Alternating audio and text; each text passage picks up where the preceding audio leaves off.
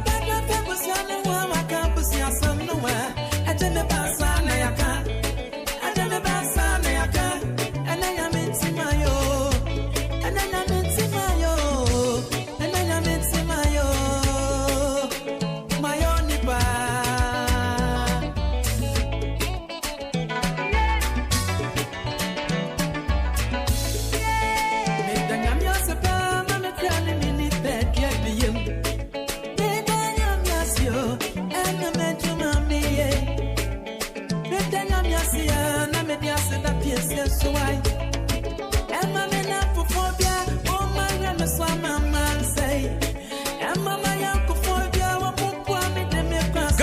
Adishie, Obuoba Ofore Amanfo Emamo Ache, Ediba Ahenkan 93.3 FM.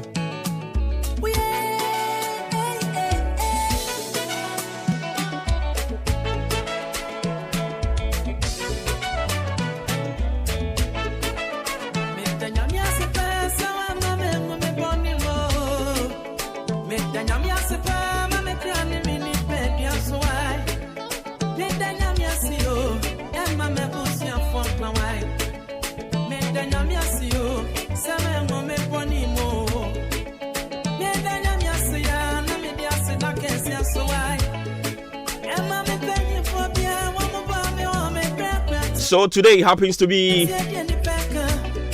11th day of July 2023. It's a beautiful brand new Tuesday morning, live on your family favorite radio station Ahenkan 93.3. Maakye bre aso yesin konya. A free sabre ekopem say anopa 10 ebebo for God encounter. We back on your radio.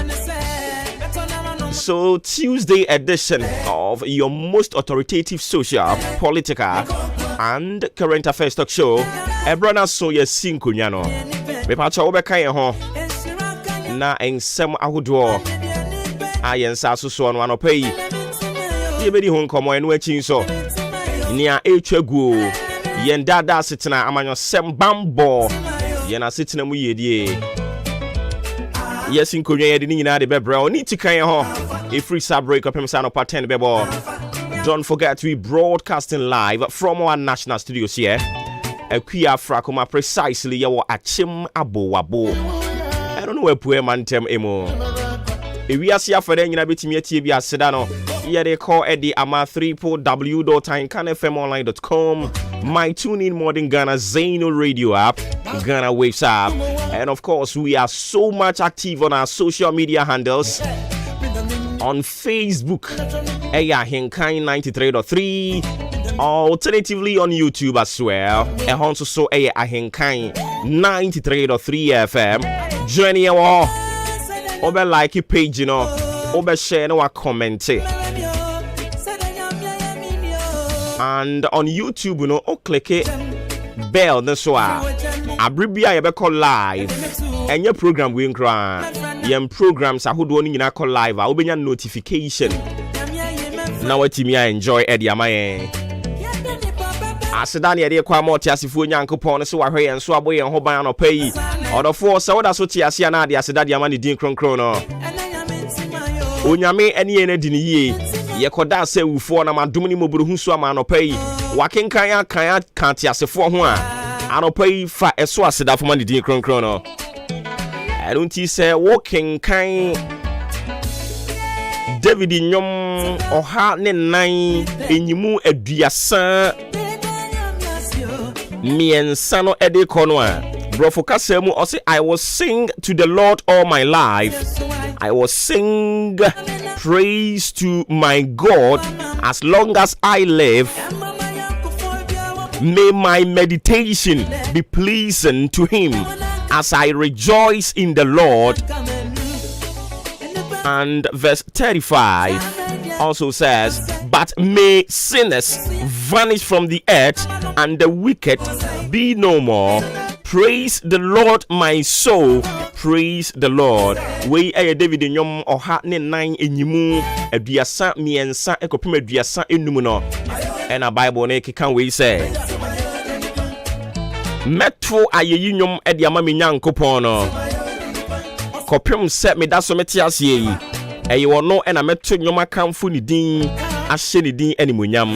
Me free manije mu adana se. Na aduasa enum no e kire se abonefo de wo mo ba yire fra asase so enipa bonefo nso de nya de yebehu achi kwan biom sanse yebekoso ada ye nyankopon ase yenkra bekoso a ye ne kese na watu no ayeye nyom anopai David nyom no na praise before nso so e wo nyom bi a praise be him 11 no o se den na memfa me na nyame ase den na memfa me na wase to me wura eno nso so ye bisa no pai se yetena ase ne yebu nkonta yebu nkompon kohwe yachi ye ni adoye a ewrade aye yen adansidie bambo ne nhwesopa a wode adom yen a na ye bisa yen ho se den na yemfa na ye nyankopon no ase wono ni tumi wura dada nyina onimu asem eni nti na ebinom atodwom kire se wohunu achirichiri ade na ohya ase se wodi ho nkomo ene wono ne prekese jama du nyankopon no anopai ye dana se na ya hye ne din kronkron na nyonyam na ya san asre no ahobrase mu se na dawroma se wahwe ye nso ama de pa chien chekirema da abogem ni moje di emu afurisan ye biemu a ya san abedanimu a yesre no se ne nra wo ye de ma ye no ene nso so nhunu ye mobo no nyema ye nsa ye anamontuo yakone abadie baabie de na besie wahye ye mboso de be hye ye nsa yi ene nso wonhye ne ho anyonyam mfa ma ye oma ye nhunu na nionyam oma na dance die musu mfa ma ye o Jesus Christ dinimo amen. Anopoin so sane ye di kan kire wo no bre na wie du ma chen ye de brel mame fast dan koma wo sa no pe wa ma ye kwan efie.com wajumamuho.com okanimu.com baby bia wa ma ye kwan.com anopai yesire nyame pa se onhira wo onko so anya wo kese onko so ankai wo eyire so chire so nani da so sa onu awurade nya wani da so radio ni doso na so se wa choose enti ene yesre onyankopon se ondomo na onhye wani monyam ewe Yesu Kristo dinimo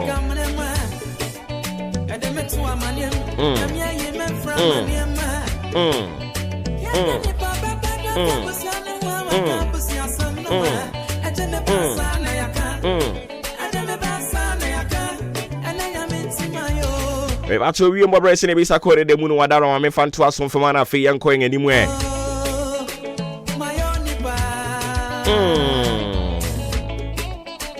aropo yo se bin kancho se ensuo no pete kakra e wa pue mantem ye yahudio no ebi e ya na wa hye ne nso de amame sanso so e na o kire se yewura awia bremu a free prem to bre hoko no e be koso aye sa kakra ne mum wo mu awia no nso batwi ne ti na abo kakra na nsuo no nso ne nam ho ebe ye sa akopem anwumre ani ti se ne ndra weda ne ye nsuo pete kakra na awia abo kakra nsuo pete kakra na awia na abo kakra no ene nso so sa na ebe ye ani ti menka nkyerɛw na wa hye ne nso e de ama me fiti anopa yi ekosi anwumre ewie mbobre se ne ebesi akɔ no ene wadaroma ya di mu amane e de ama wo no afa no adwene ye ne a once again good morning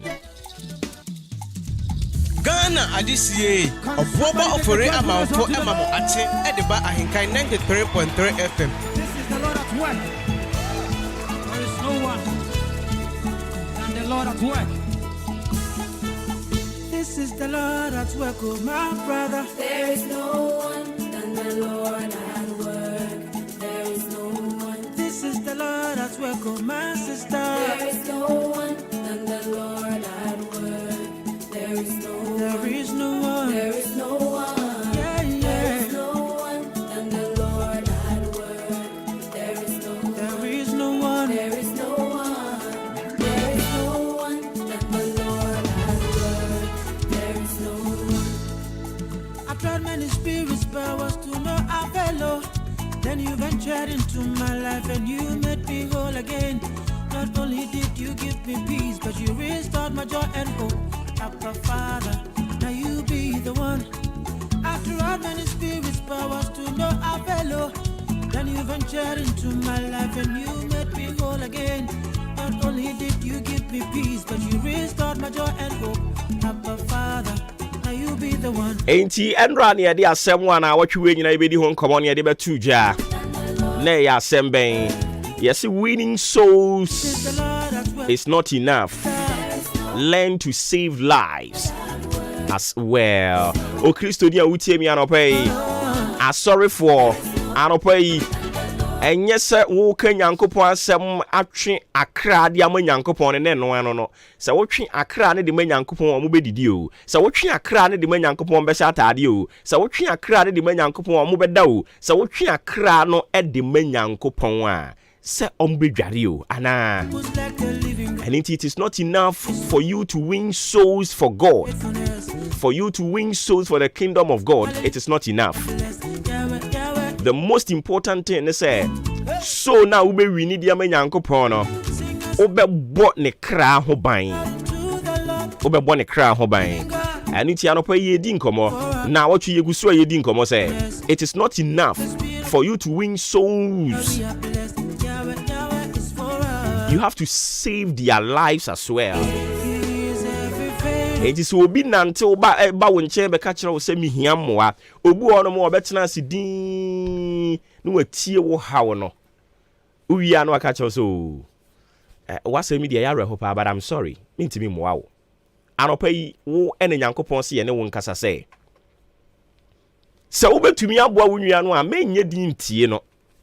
Uwia no aka kire so mate but mintimi moa. Me so sorry.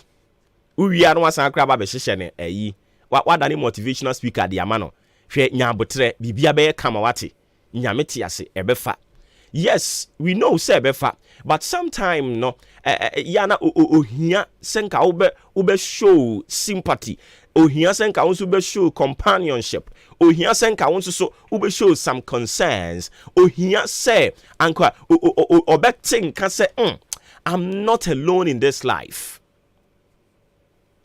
But the issue is oba yen Ghana ha no more. Obey din no atie wo. Waka wa weda wo sam ni nyina wie no aka just what dey ha dwen na so ebi ni ho. Anopa yi ye Nyankopon se me ne won kasa na me san twen adwen fancy bibi so. In the book of Matthew chapter 25, the verse 42 through to 46, and I can kind wa bia yen kwai. Bible said there was a time Jesus Christ was speaking with his people, and he said, "For I was hungry, and you gave me nothing to eat. I was thirsty, and you gave me nothing to drink." Verse 43, "I was a stranger, and you did not invite me in. I needed clothes, and you did not clothe me. I was sick and in prison, and you did not look after me." Where do we know Jesus Christ won in a shia for and I'm no catch a woman? Anopa mi bisa o Christo ni Muslim, traditionalist, whatever belief I will belong to, whatever association I will belong to, humbly mi bisa anopa yi se wo betumi aye bura eto de den wa abrabomu a enkrofo betumi get close to you na omo asawu mu nsuo anom. Can you be that well that is ever ready to give peace to people? Can you be that well that people can draw water from to quench their thirst? Anopai mi bisa. Say, can you be the source of motivation? Can you be the source of help? Can you be the source of assistance to people? And yes, I will can yamia semana sakeke. And yes, I will catch them say they should run to Christ. They should come to him. Because the kingdom of God is at hand. Can people come to you and say, "Oka nyame asem kire mi wie ye no osai boa me wan ka nyame asem na nkire me sa akeke ekom de mi o ma maduane diye me dad agya ofura me ntoma okon de maame na oni mi baabia but okon de maame." Jesus Christ was talking to his people. Now some more catch that I want to say, "For I was hungry." For I was hungry, Jesus was not talking about himself. A branch na on kwa sorry no, e komo de no watade hyem. E wo se wo boa no. It is not about yankwa sorry. But I was say yes, ye dream yen yasitna emu yedie the welfare of each other. We have to start thinking about it. And now yes, you are saying no can say comedy. No. He was not talking about a comedy or no Jesus Christ per se. But he was talking about the situation a comedy obi. Enye aduane kom nko obu onu ma na ya futuo kom obu onu ma na ya sikam obu ha wo hia just 200 Ghana cedis obi hia 300 Ghana cedis obi hia 50 Ghana cedis obi hia 20 Ghana cedis. Hey, listen, sometimes call the hinterlands, no, when you dash someone 20 Ghana cedis, it seems to say what save wiase enyina, the joy that comes with it. After you have given that 20 Ghana cedis to that person, the joy, the appreciation obe show. Because why you be that people are damn struggling. People are going through hell on it. Enti nanu Yesu asem o ka kire suafo ne se Yesu asem o ka kire presbytery ne se Yesu asem o ka kire pentecostifo ne se Yesu asem o ka kire CSFo ne se yes, church members ne de nyame amadom, you've been able to warn them for me, but think about them. Omo hia moa momwa wo mo minima sorry bia se obi basi wo hia moa was asori ne boa no a they have to do that to save lives no, they will never do. They will tell you say yanko presbytery meeting mransa was say yakoko tena ase koshia council no. In fact, you have to come and defend why you need help from the church. The impetus, the temerity. Onipani hiamwano. They have won souls. And in Tianei and sorry Bebreno, they have won souls, but they are not saving lives. And people are dying in the church. People are dying in the church of God. People are dying in the mosque. Traditionalists, people are dying. Winning them for Christ is not enough. You have to think about their lives. Think about their welfare. Yanko crusade. Any nyame adom yako wini church members no ma ba bebre. Church members ni bi hia koko, ebi hia banku, ebi hia tade, ebi hia we, ebi hia we. We have to think about that too. Enti Yesu Kristo ka kire asuafo ne se come day no. He was not talking about the food. He was not talking about the fact that a comedy and pam. Literally, no person or catcher almost say. We have to think about each other. Say nyame ya dom ni akokan sempa no na ye we need souls ni we are. We have to save them.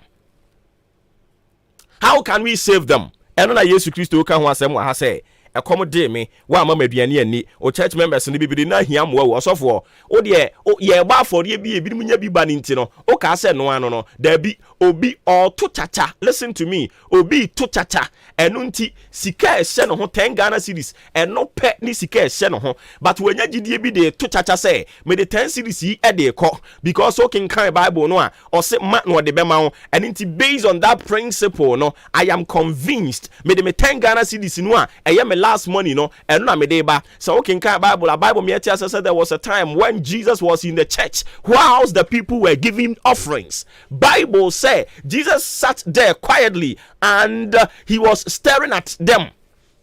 Finally he realized, say, amongst all the people who presented their seed offerings, Jesus saw one particular woman. The woman brought her last penny. Sika ne one huni we are singing no he. People are dying in the church. People are going through hell. People are struggling. Na yenkaya se muntia. Asori dem o. Accommodate nkrofo. Nkrofo hia moa. Asori dem no. Me say nkrofo ye den hia moa. They need help. Preaching to them is not enough. The word can never become physical food. The word of God can never become physical food. So when you preach to them, feed them as well. When you preach to them, clothe them as well. Winning them is not enough, but saving them is what matters most. Jesus was telling the disciples, accommodate me, mama mediane. My church members in accommodate wamu. Na COVID the bar ye utimiti sophobio timinya kukudroka say it is not the church, it is not the responsibility of the church to feed. Oh, Christ me. Where are you taking the Christianity to? Nyame somana ifana modeko. Now we are so bold enough to come on national television to tell me, say, it is not the responsibility of the church. Oh, Jesus Christ. Jesus Christ. Do you read the Bible? Or you just read portions to suit your own whims and caprices? Ohwe Bible na mu ababia ya wode no wa wututum no wa preachy e de akere wankasa. Listen to me. You are telling me, say, it is not the responsibility of the church to clothe their members. It is not the responsibility of the church to take some people to school, to look after them. It is not the responsibility. Is that what you are telling me? Hey, na why na wo so no? Yes, Christo na wo so no. Are you part of the kingdom of God? And now wo de no nyame fufuro bi na wanya no e na wo so no. Listen to me. Winning souls is not enough. Press before muntie ha. Se nipa hia moa ya momoa no. Enipa ewu. Yes, afa ni ekọ presbytery meeting. Na ye de akwakoto o manim se maame asoma sisi wo hia moa obenten. Ni ebisa saa na eya wo gba afore na ne title nsu tua te sen eye rade nyankopon tiedi Yesu kan ye. For I was hungry and you gave me nothing to eat. The place where people can get food to eat should be the church of God. That is why I can kind of say, I'm on fed and I'm my son for you. Say, be never to home. Da. The place where people must seek peace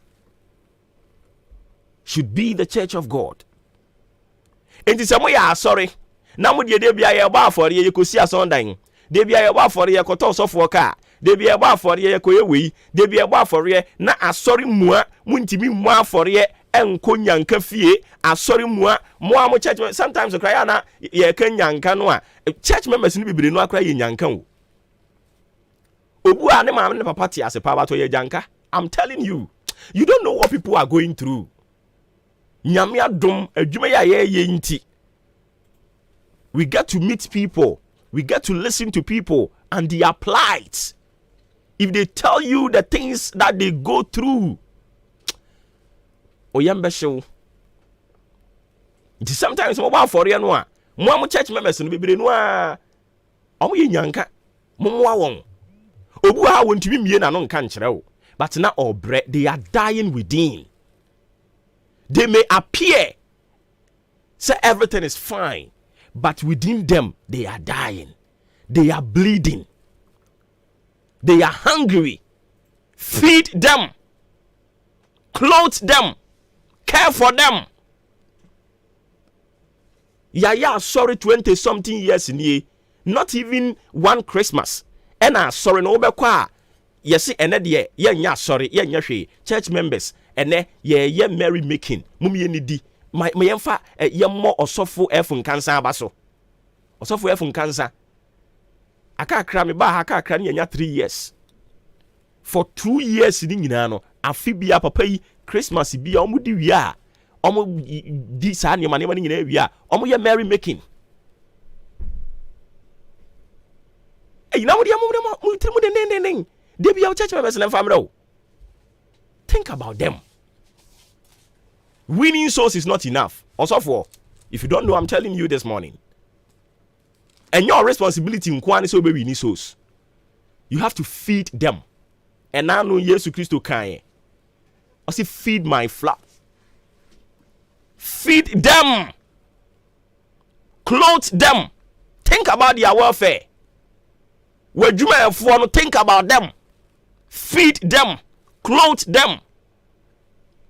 kroma no dwene won ho aban enye de bia ye jeje to eto ebu dambares na moagye den na mode ye. Your people have to benefit from it. There should be a policy a human centered. Think about them. Sometimes you have to give back to society. That is why in every corporate institution, your corporate social responsibility. That is why our Ahenkan FM that is it. Sometimes you have to give back to society. Ye corporate meeting I thank God says sometimes you opportunity to experience Orthodox Church, Pentecostal, and charismatic. You know, I'm sorry, you know, Makobi. Presby, sorry, and one year, Presby, them sound in school, and I'm doing here, and hey, you a romance, you call Kakra. Pentecostalism, so, and also Pentecost, yes, in Yakobi. And you're about charismatic in so, and also so. Nina yewura mubi enti we know how sanya nyina etie afena meti ase se de nyankopon asem kan ye se eya mo nso ahonhom ni nyina hwampa ya so ni nyina hwe enti experience no wo ho o pe in sorry me ensen Orthodox Pentecostal charismatic no o pe sorry me ensen ye bo nipa ntemo a eye charismatic si onipa hiamoa ye beboa wosisi ya but ya no mufuyi just ye call one meeting. Na katkisia aye na hwehwe kakra kase ayi. Di ato ne hwene so. Ahwen krata na ye present ye no. Ansa na ye beboa ya boa wo. Nsem hunu nko an ye di na so ndem. Montari akese ye beba mo so. Ye fancy ya no mo Nyankopon ya adom a wo kina ye besa to aso. Winning souls is not enough. You have to learn to save them, save their lives. Oframi obo ba ofori amanfo nyame ya adom wa wochena ye besa ato aso ne de bia ka ho Kristo asomdwe nkan nyina ho na adom na osomfa mayen na onfa nipa ho tema emfa nwurawura asofo ni tirim ene won akoma mu asofo ni bitirim odin insori ni bebre no ampanimfo ni bitirim odin dodo na mo ye ni seyi ade a mo nim begu ase because nye sei na Yesu Kristo ne som ne te ye boa yen ho hallelujah sports up next aka no kura na kire o mawie opa chim radio ni free ha yen komra Abozeke Sports Jagum Abozeke Sports Jagum. This is the moment we waiting for. Ladies and gentlemen, it's sports time.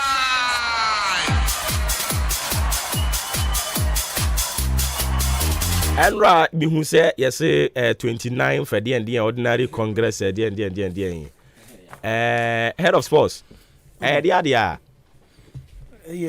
mra ye dey see onum for say football for be kwa dwendwendwen omo ho on say no congress free football for nyina babum okay say football na ye sisi den higher dwen and am na ye tu no from time the last meeting any up to meeting and so problems been na abemu and the congress no fa so e betimi afa SCC ma football so etimi agina ye meeting congress ni nyina okay about that on say won sheda nya say everyday football for ba ko bi Asia okay nti o ma hye ai o mu ana o ma baba ko to the 29th edition okay eba so enra ewo Kumasi e free ebra ye ti GFA no meetings no we ni to 29 so mu nyina o mu hyehyem no general oh okay I see na Kurt na oma the state of GFA ana na oye campaign. That is the question. A lot of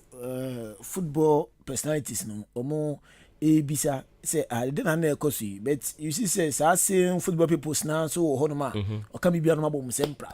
Oh yes, penny ka say so obo nsem wani ji hu wani nyi hu. No one say you the tone say yeko the reason be ntina ya betina down we mu so at ya say is it a sad reason we ne pese yeti and I say pese ye can me be boama football no nyoma na ewom na nya papa no ye tu ase de free mu so at ya say direction be na the next ebia because this year ya to aba so at ya say so direction be na ode to honum eja to honum e de akọ ebia the next year di anim no problems be na ye face de be na year betimi asolve so at ya say the next 4 years or your football no dey necessary bem ewum say be to aba ultimi win ultimi lose de nti say wo ye permutations na say ultimi say metimi akọ mentimi nkọ so adia direction e de to honum a say bia office su kro bi ba so betimi abehwema football no akọ nanim no that is near say wo de ba but enra it seems say ye huni sa campaign on no kokoye yes I don't know. To me, say bia nema or bobo nema bisu before ansana the original Congress nankasa de asha say if we say campaign there na opportunity na wodia now serve as the president of the Ghana Football Association and unya sankofo we any day. Matthew ba mami misa we ever since a cat buy no e dey na so significant a yemfa say yakoto abe ne we nwini bi mu a mo de be kai no ewo mo sports ni mu in general yo dia metimi aka se me be kai ni say obi e committee and say team bi e committee player bi bibi esi na e call disciplinary committee ni nchen a en manimu mu team gina so kan ntem okay unlike first no first na adia happen ebia in the first round ibetimi akwa the end of the season krani en kan na se gusu twetwetwe nkofo bo but this time na asem si a yetimi ye de eka yifuru onum ntem ebu on ma sa won tun hwase a odi akọ efense bebi e so de disciplinary committee o pese wo ye efense appeal so a waye appeal no o pese o de call cast so a na o de akọ so I think say any one significant idea metimi aka say oba ye etimi aboa from there I don't know why ye no bebre but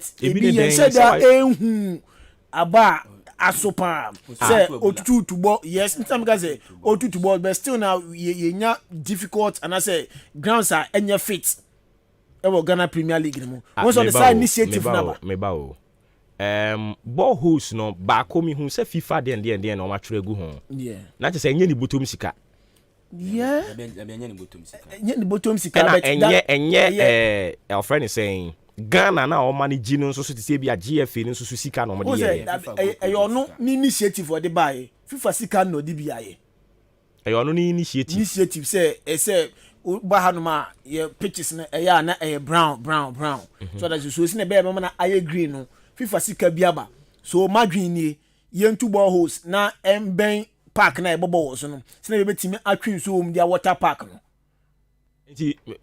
so sikan be bia ko bi wo ho yeah sikan de enya ba bia so far achim da de you bi wo ha no omo bra mu bi won achim da bi wo ha time e wo park no so ba se no wan wi o e wo park no so mo anya no mo bu so pipe ben park achim da park ya de bet de obo de kwa black no nansi supporters ne ko gigi ska ko ye am ko ya de me ka bo ho no mo tu no bo no se wo tu so tu na bo tank nsu wo eti me ba o oni hwan na contest hin for na contest no because omo number sisi ade ni tie wu catch no football for no won say si e nya ka se ni tie wu ye pese foforo ba foforo no ba ne oba crossing we dabi o ebi ase mabisa wa tena so e ko 4 years na me bwa and me bisa say den why ye what say disciplinary action there nyame adom oba ye wa ye ho adwuma afedie be biem one ade kra man administration aye den say oba ye no na ye run football oba ye na football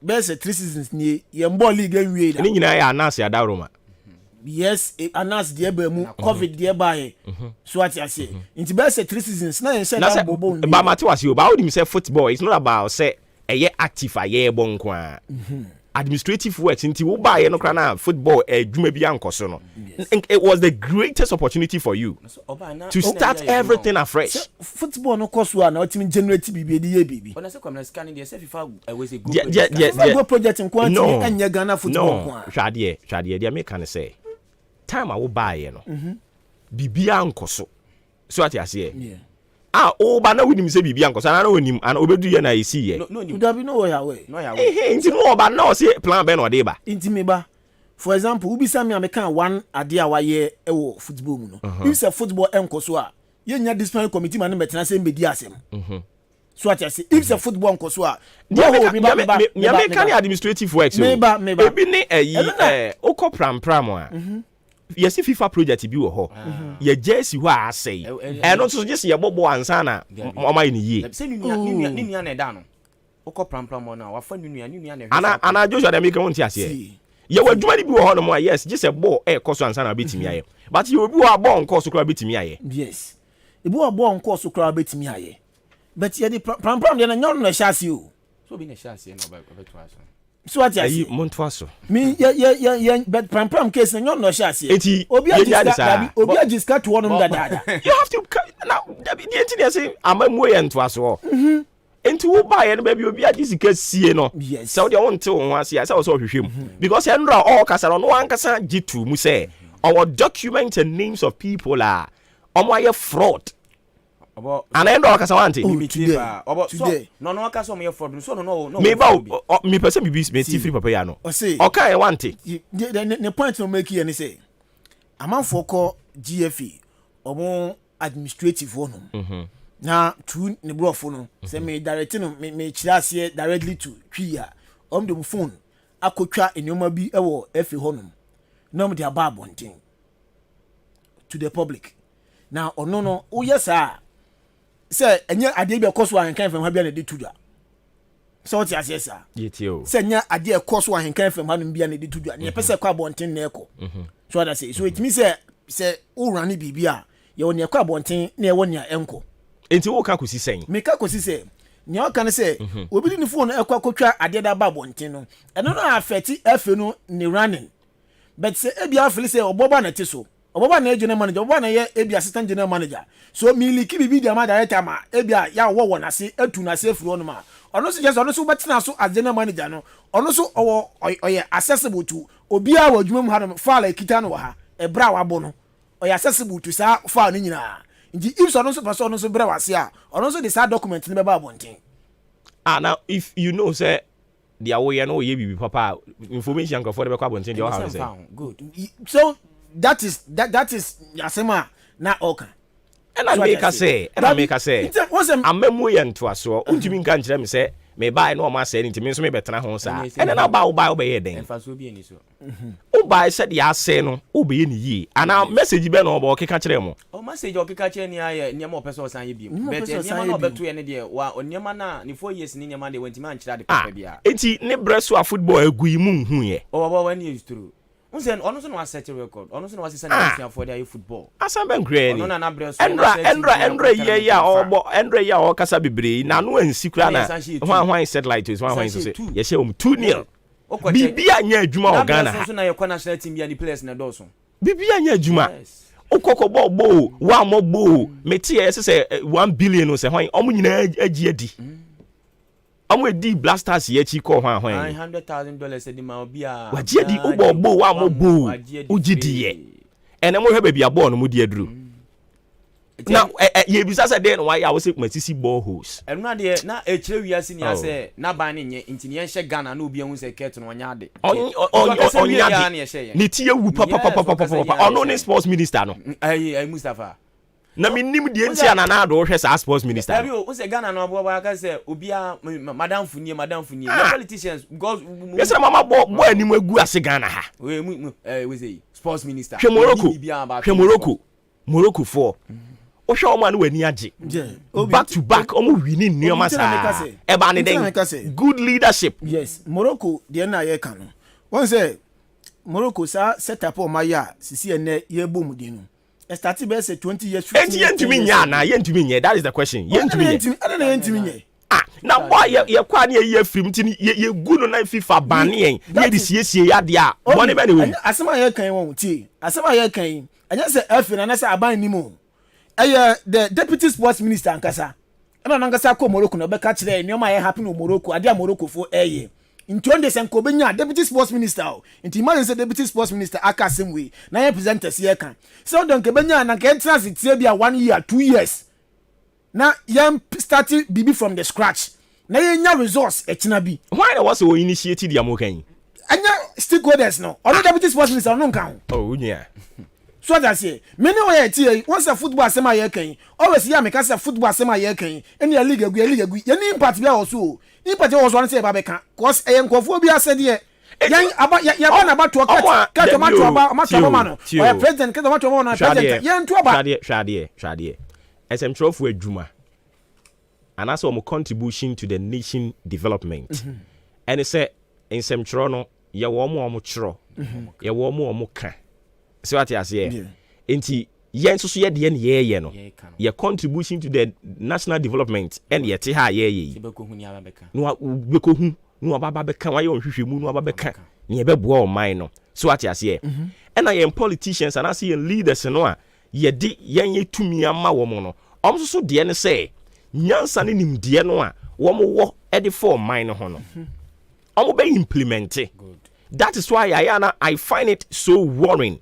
Say somebody like Deputy Sports Minister Kade obetimi apade ne kakra because on share need to me be asa o kire wadwen a o mema ne pa no ofa o pa wo mfa mimi issue ni say Sports Minister Omran Mustafa Yusuf enti dia ne deputy ne kan wante oboba unim enti so amfanya adwuma na na me bo na no ye appoint no ono so ohunu say ni minister no mo number that is the reason why what are we doing to ourselves? That's the reason why I make us say nya yen yet na e kan o hey no so munimo we will continue to say it omudi nsem hunu a we will vote against them.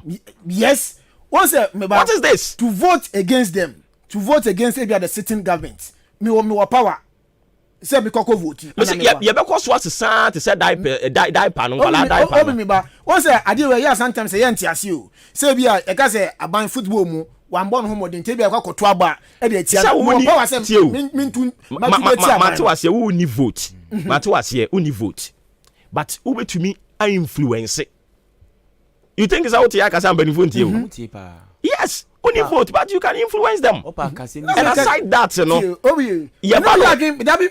baby all come no you all right too but to me say even near tia no ma ye kan but some say even the deputy minister onokura or another stakeholder edema agro no o san so e wa ban mu ye recognizing e wa ban mu no onim sadema we onokura boss o ma mfa and I make us say listen the moment abun say government appointee bi ebe sha say o kasa te say the deputy sports minister ne kasa aye no na say o kasa o mo mfa nya dwuma before be ba abonten e de bibisa be tu dwa no na te say o kasa ne nkrofo ne mfa nya dwuma e wana me say ka mebusa say yes deputy sports minister say ya straight for Ghana ne enye papa o okomoroko no ko say papa ntimi bisa say nti deputy sports minister and ministers omu tu kwan kwa buruchi nko e facility and I make say the moment appointee bi ebe ba abonten na o kasa te say de papa ne kasa aye no na one ne nkofo na kasa o mo mfa nya dwuma njame no Mrs. Sports Minister ni tiewu I was na do you free ho only anything about sports I say Ghana ne dey me kwade me issue is not about say you have to know something about sports obu a oni mo hwe fast sports ho so oba but oba omo abin wo mu no aton sade afro no man uputu measures be in place not only on football every games how do no can the twa ban na dwen si so omo invest o games mu time wa bayi na nka bia me time ba ye volleyball for ye do madu say ye timi nya team say dey si wonom ye start active volleyball nothing is working ye hu bibia ade ye hu ane say obi ade ye hu ane say ya tena se ne say next 2 years volleyball championship be course area Egypt na edu afrefre kobo ya what is wrong with us no na mu say yakoba na de mebu akam edukem akose ska ko yenya mfaso bia wo so ne asan betena fie same thing applies to our sporting disciplines ni nyina including even football national team ekromba meka say bia aban ni wotwa kan wo mu no aban ni every national team no yeko before ans na be start afie we national team na yetwa budget de mo $25 million inti senka sam aban for we deputy sports minister and sports minister ba enen mu otumi mukasa ewom no e be starting from baby you starting building BB from the scratch you starting picking under 9 for under 9 for 2 years 3 years e be do no na be matimi abo under 19 ombetimi abo under 18 under 20 ni enya the core team dada because the last time a core tournament e call yanim the last time a core tournament Ghana fa kuma to moyem 2006 World Cup no abaye nko bi da but etimi kwachi nations a ye kan world rank no to so mienu mienza e se omo etimi yes ade no e obi project odi si wonom na ebenya Michael Essien ebenya Sulali Muntari ebenya Sankofu wonya Samuel Jemu nyina mo timi di edu sa Promised Land no so no so etimi say a kire amai offense track record say if say you invest or stade ni mu na say the plan ba na nyesi kadie say ye ko World Cup intercontinental square dia ba say enfa ko World Cup na say ye prepare hu ye ni develop ade no from the scratch obi ye betimi edu akire eno na make say ye ka kire o mu sei and I'm at the can say in some journey where Juma will be to me. I say you will talk about it, you will write about it. Said you go so I wa hai. So I say. Unse no to mom. E na na say so chan through. O si Kufodia sport you know mawie. Kufodia you know you tell them also mawie. What kind of am so you trofo. Enti the tie ne say. What kind of sports minister no twa. Obetro obeka omumfa nya adwuma. Untuntia won. Timamufo ne so mututia o. Enti se na na adu ntumi enchange ni appointee ya 2024 mutuntia no. Tuntuntia na mkofa obi foforo. Mkofa foforo ba no so ba so. No so be dani ayi. Bosumbi no so mutuntia no. Ye be tuatia o mo asesem a o man ne sei ya na sei. Ba o man bi pa. What is wrong with us? O man bi pa sanka na no we say na no dan kwaku fa no ko pam sports minister ni. Unim bibi. Me sometimes eya me feel say sports minister NSA on say na yen run your government e ha no so ko Morocco say your prince ba ko so forever so nim say me ye ni ye ya me yama me ho but to ya ba no onim say 4 years time and I say be 8 years time meko so ma me nya de a 8 years time ne ba je fans 8 years time ne e ba na twem na say me di me time ni wi a ya ka say e bi asomasi oboba breso oba no timi di ya ko World Cup so that say there sudden politics wo kroman mo na president we buy no wan fa Ghana nko World Cup MP party we buy no wan fa Ghana nko World Cup and sudden money nyina ye ka ho bi enti ya if say nya obi a obetena say so okay fine ya sporting we ni ya hwa sporting we ni yes san abam nya de ade no emboa ndi say de yen fo ni pa ba ko pensi wono ye ma na adwuma no so okay adwuma we eya wo dia koso ye nemom day by day na say bia yearly annually no yen check adwuma waye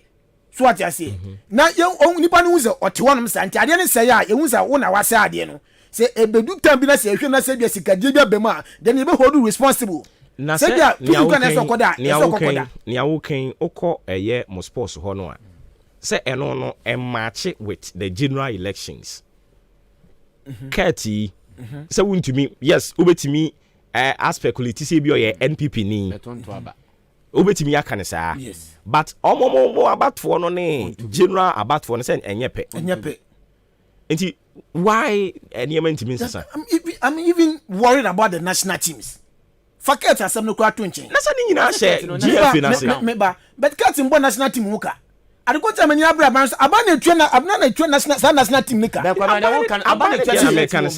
abana so timi mfa no nkowura national team wana ka kire abana ne wura eya sane ma no mde dada yen kan FIFA etis ni ye meba o obi unu meka so du sika se bi unu meka so uni kaka wo but it blasters na aban blasters no timi influence na nya abana twa blasters sika ono twa aka tu aka dia wo ndana no mde dada yen dia me meka ne se aban na ni tiawu ena ebia na sede e wo ho onhunu a eduru abatwo kese so a montuntia no so atiase enti se omunya ye wo obagana ye wo national plan o and true ye wo national development plan in the e wo in plan na ye dey e wum papa mo fa ye abano kra o plan aya national oman no mua no automatically baby I mean we say ye wo director general ne da no ayetua ne ka busu bi automatically sa plan no ye ndi so that is one thing ye wie ye ni that is it inti ne sub enkrabati a share aban na say anu so ndi so aban ntimi holding responsible that is why I make us say we will keep changing them to say diapers no so that is we ba ne tie wu ne wo ka onfa muntuntia no foforo ne ba no so tie wu muntuntia ne saa because ye nya ready say ye be bibi dia maye ho but ye nim say oman no enye say ya o ye de ne dia kwa V82 enye say ya me say Ghana no enye say ya o one day leader be ba obe resonate with the grassroots. Now I feel it pains. Now what I make say leaders say you know both MPP and DC area Mahama na na do no omo Ghana fo kandi fo. Omo political party kandi fo. It is a ye omo ba won koma udi omo nte wase. This say the ye ka say ade no say ye hwe na say ye bra yengu no na ke yenhye bibi ase foforo no. Language we Africa ene. Omo nte untimi blame one because omo nya wo leader. They are leaders for their parties. Guno baba gunu no. Me ba guno baba gunu no. Oni say sisia no. Ye ka say ye national team no. Ye team ka say ye bo AFCON qualifies and as a World Cup qualifies. Ghana nye dey ye ntimi ya twen wo from say ye mbobi. All right, mbetimi abo. But attention, eni sika na edi shame wo soro ye njai. So that say, pedium say mo odo mumbo. Omutimi qualifier. Say ye ka say omumbo krambo a omundru ba bia. So that say so omumbo. Eh na ya reho de kire say na you started something and then ne ya ye wa hai. Say FIFA de mra bi ba say untimi nkonkofa player bia wo outside o country. E ma ne ma me bomb ma wo national team wa. Ghana ye gina he. Obi ye bebo. Ye bebo. Say afei e ba ne say wi na afei ne ye bebo ye ni aba in local way no ho. Nti me ka say ye bebo. Yep, I don't see anything. Why are we waiting for sad time or no? And Sanya Casa Fidi will look at him. I couldn't make us a bebo say. Sadia Bass and only Pokumukas be a local league ni. Sadia way bar. One say, at the Crontia ya, Yakofa, sa, or more a bobo, outside Ghana, ebi a co walk up, Nipa Bakum, you know, even Bakum, you know, figure na cracono, Omunya be and Bonese.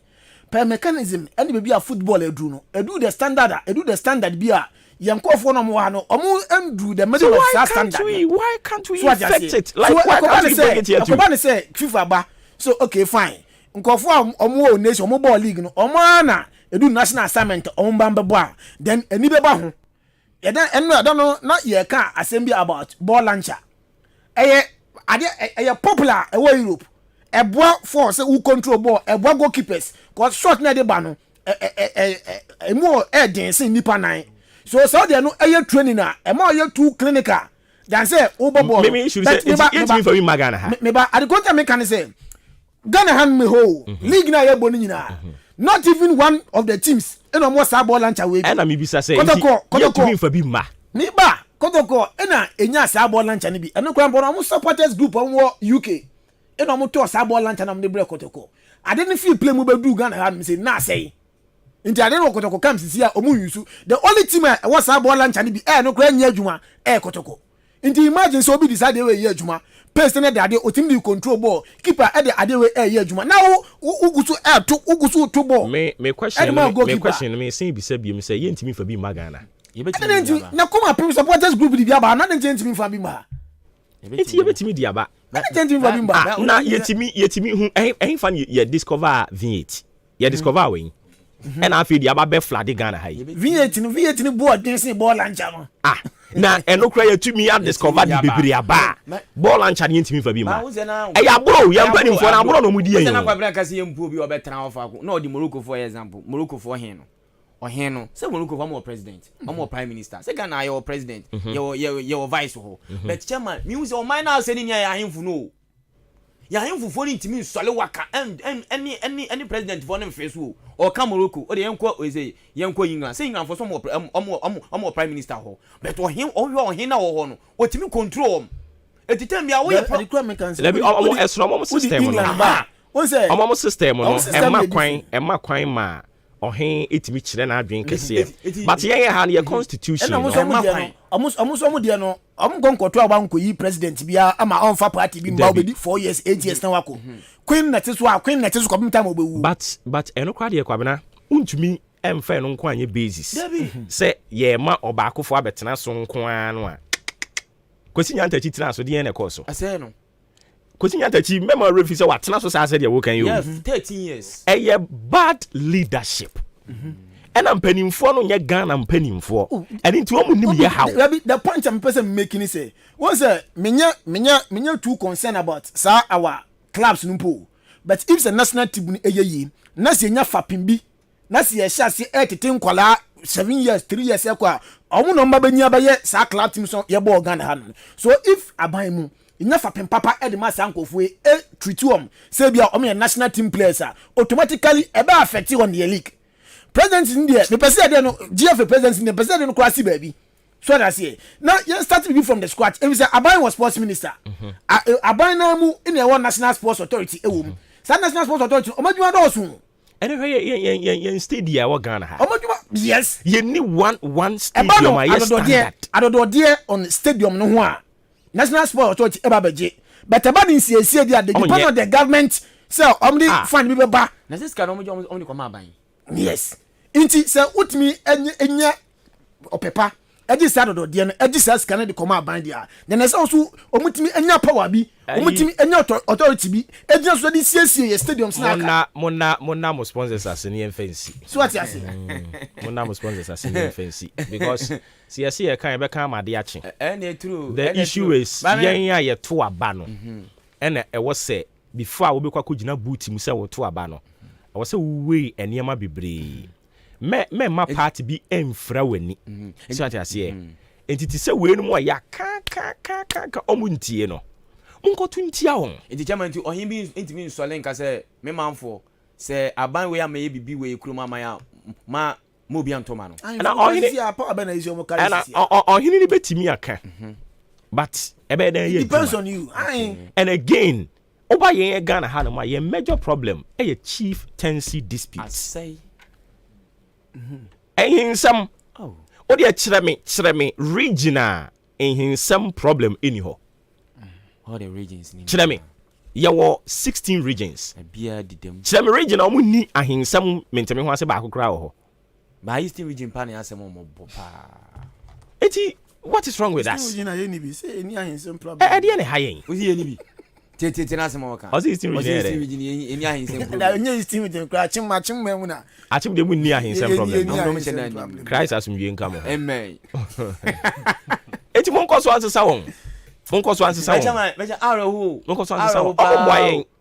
me I know sometimes we want to move on sometimes ya ma MPP ni ndis na frefre ye politics na frefre ni dodo but do you know what one thing Aban is refusing to know mbisa we ye ni obi a owo ho no ma MPP ni NDC ba still na ogusu chief of staff no ye ho ya okwa oni ne nti e chese omo de Aban ko omo te said omo te civil servants omo twa kan be decision making mu hanu okay nti omo de no executive no which is Aban na party Aban mu no omo policies and programs omo de beba no na omo de ama omo no omo implement it we the man no gas woni so that be who implement it who implement it when no de nyoba bet nyo oba no na odesa ni we ni be ma sase ode na dwene pono na idea ne dey ba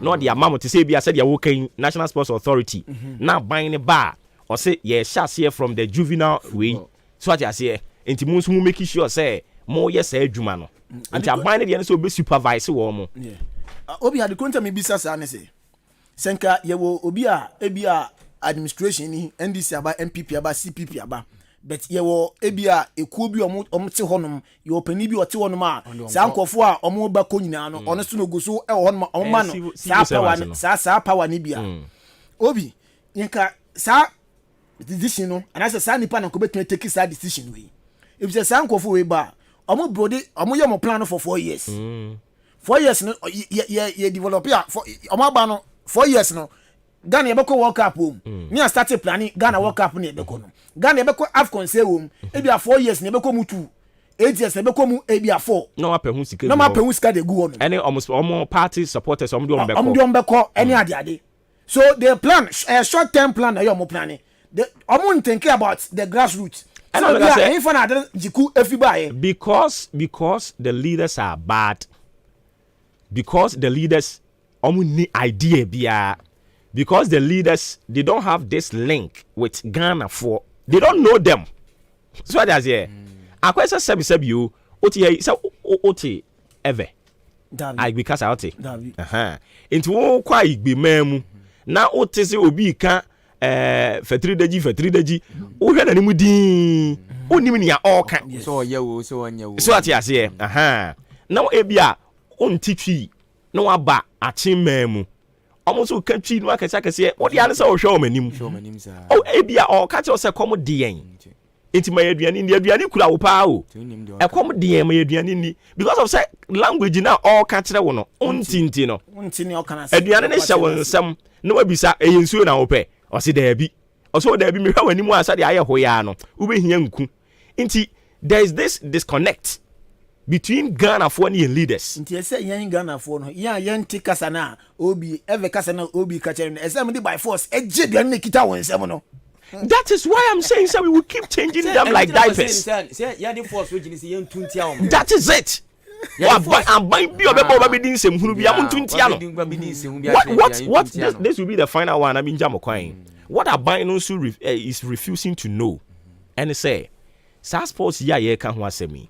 Say yetimi asolve a employment be creative because bra chimodan ha teams do say na word dan ha I want you about the emrantie ne maba wo omani jibo yes now mo dia ba no ade o mba ni create and loot and share on be enya di wom in the SASPOS sector no 4 years no okay 4 years ya ba is kase ne betim dia shem so what you say entina me what did nane say if think will be a otena honum da obeka say okay fine plan your person ye koni so you start bibi from asiye who you do 8 years now but still now so the same I'm just praying say the same thing. I'm praying say one day you be your leader no oh e be betimi asi oh yes oh of course e be betimi asi and I mean ka say on mine no enye say ya e be for now dey be bre kakra but enye say ya for example obi unim say yetian man ye kan EPO obi apeso oti ne ekoso eno na ka me be ba ho say go England how many resources bia o yes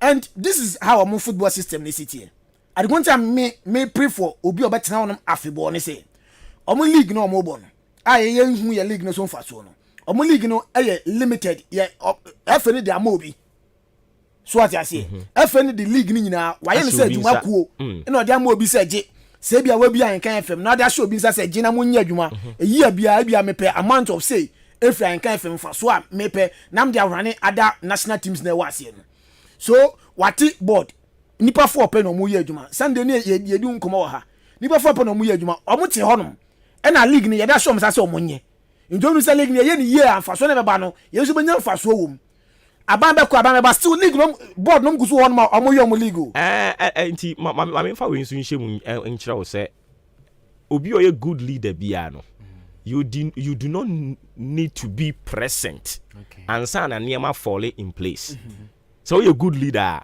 your policies and programs and I speaking for you yes and yet necessarily say you have to be around I mean supervise it no we a good leader and one say what you say plan any odi Ahenkan say dia ye be ni or how oni how this is what we are doing yes and we have to pursue it that is a sign of a good leader inti say obi now 20 years 40 years no emfa hwemre yen now say chairman a good leader good policies good implementers good supervision that is all when you say 4 years here you can say to about 4 years obi betimi abakwa abran 4 years no ene ma obi betimi di aba be yen da bi o sisi yen tia no ye we yo obi betimi aba obi betimi aba but say yen asa nipa na oba be sergeant kwa na oba no yes inti e be koso ayin say ya that is why I see nya fence plan bi a imprempe betimi aso emu from Saturday Sunday pan ba na ba be so emu no so that say always your chance say okay inti say obi 100 years na edi eni me ba yi na say be ye ni wonu bi ya be kasa ba say dey we say na ye nya solution bi am fence wonu bi a then ye kasa na be kan na fa so e wo so ne dey solution ne be ba na me kasa e bi 100 years na solution ne be ba e den ya omo e be ba after yen no omo so ba be enjoy e bi won e be nya solution e free meti wase say but me kasa okay fine e bi 100 years ne be nya solution e free but yen so time ye kasa kosa you go so kasa you have to say put bibi 100 years no am be kasa kosa na ko 200 years na 200 years won be kasa kosa so I say so if you step on our toes let's say put measures be in place and na be boa cause you hwe ama o developing ama mo football ko manim nyina ama start that season prepare kasa ama start na ya ama mpani o support team man Tottenham Ghana hanum de minimum. Ghana ha also e kotokoni. Enti Tottenham no o support no. Mate se omo bo we kra utimi twa ayi plane ticket. No akwakohwe bi. Eyo omo kwa feeling it saying. Eyo omo feel it. Ye beko so aye tie. Ye beko so aye wo mo. Ye wonu se eyo omo ano mo pay. Now we say jama me ano na mu say ye beko so aye wo mo. E so mo to abati MPP. Pay no sports minister na asem no kan se Kofodia sports do mo wi no. Oh, na say no dey yi. So mo to abati no. Amanyofo no wu kan no kakra no atwa ntro kakra. And yana sometimes no mo the a person no. Yana me hunu ne ha wo mo. Because to so mampani ye brifu. O better say vice president he can be and you no na akọ kwaku no. Obi na je. E ya mane ne abebo no. E wo se nko mo fa to mo to say okay. Me say nya another team. O de amane no de aba amate. Ko ba me san fachiri. Team no be na ko influence wo. E wo Bible mu. Enkrofo mienu. We speak sense o. You are going there. Fine. But me no wan so tia no me say me no nyina so tia anim say na na do ntimi nko ba bia nti nkofo na odi gidie be show mu say okay for me person my point obi na ebia committee na matena ye pokun so ko yeduma wi ono nkofo ache no sa di na matena so ye ba influence sa ni ba no ai ba ka chiwe say chama ko aka ba so ko party di ba influence okay no omo ma check be say me say o me check sa nkofo ye betimi influence o mu nyina nti we are bomb bad and na me ne ma yi be ya adwen man no man bi o se de o kan say e wo say abrofo no omo de bulldozer bet say 3 million 5 million e de ba Ghana be say Ghana nyina ye formate o se ye beda be nyane no o ye factory reset ye beda be o se ye beda be nyane no na we Ghana ye nyina ni bi say ye die nyina ni wusa ye be den o so ne ye de effect ana do effect no ai mrofo no fa awo fa Ghana fa nye effect minister ne kan se Kofodia sports no ma wie pe na me yam si ei na o de no na yo na o de no na o ti ya ya wa she ade ni anu mo se kwa bebre mo bia ko we na ko ya kra me yam si mi o mo fa se da mama boafo ene sports na ne ya ye no Jubilee Hospital dan na gudie mu se mo so asen ye de ba na ohododo o yare o papa agi ayare sai ma yare wa nyina ayiradia eno ane Jubilee Hospital oba yade bia etete no doctors na nurse for ebegina so 24/7 ahwo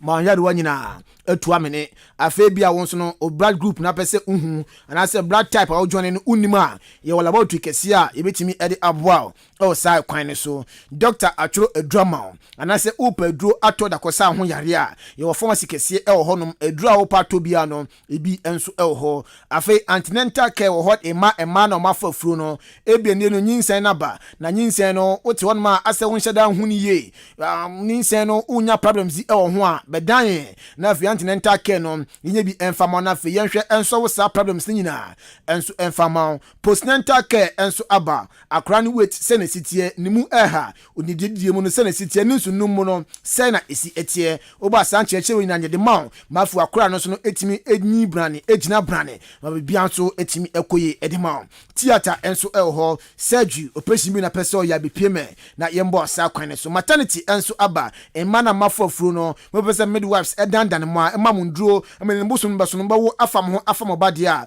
mo piem Jubilee Hospital ya the ultrasound any ECG scan no enso aba we no apemfo no akra no oye bema enso ohu a oba yebetwa scan kama edi amount afemu nso monya prostate no mo ba scan yebetwa bi enso edi amamo mo nso mo ju nso mo yade no scan no yebetwa bi kama enso edi amount yade bi achu usuro feri so bodu nkomo edi akire unua fabedan Jubilee Hospital ye cancer unit no na fonium embedi nkomo yebehwe na fe so how no ye to asentem paso edi amount wani ina ohwadia ade ben wa ewechira a we piem clinic na afidie ahyemu ma ye behwe ede atu sa woni yade nyina ase ede ama diabetes ene hypertension fo no ifida no pabia no nchekire enso ekoso ede mamo eduana mo bedi afa eduamba no betimi abo yarewa no ayira efrimoso we ne ekoso fiada no pabia na sa nchekire we ekoso ebia peden papa atodi eduana pomdin wom atodi a Jubilee Hospital ye canteen eduane bia bi ebi elho obana kita insurance so dia ye beje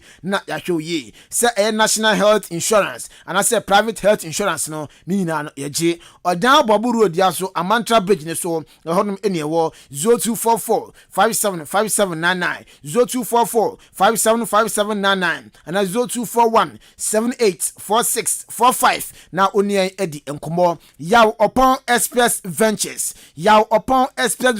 yaba edi ama eye adwabafo na Africa owners me pacho o car no spare part upe bia to na ne bo no forma ensanso air papa dia eno ane yaw upon express ventures oba battery na opato springs alternator afa radiator front bumper bonnet ties shock absorbers azle say front azle and say back azle wiper blade dashboard door handles and say car light say tail light and say headlight no nyan ya upon edibi aba men say lo fe nkopie mu e wa kra aboso kan na say ni dakoma enko say lo fe kwa and say kumase uro ni chem ya upon express ventures sakachia nia upe bia no ebi enso ho EPL hono ma odan babu road ya so honom e na ohwen ya obehu yen ye ne onokwafo block factory no e na ebo enhwenim 024 376 2324 024 376 2324 and 024 615 7706 na onie edi enkomo na bibianso akoye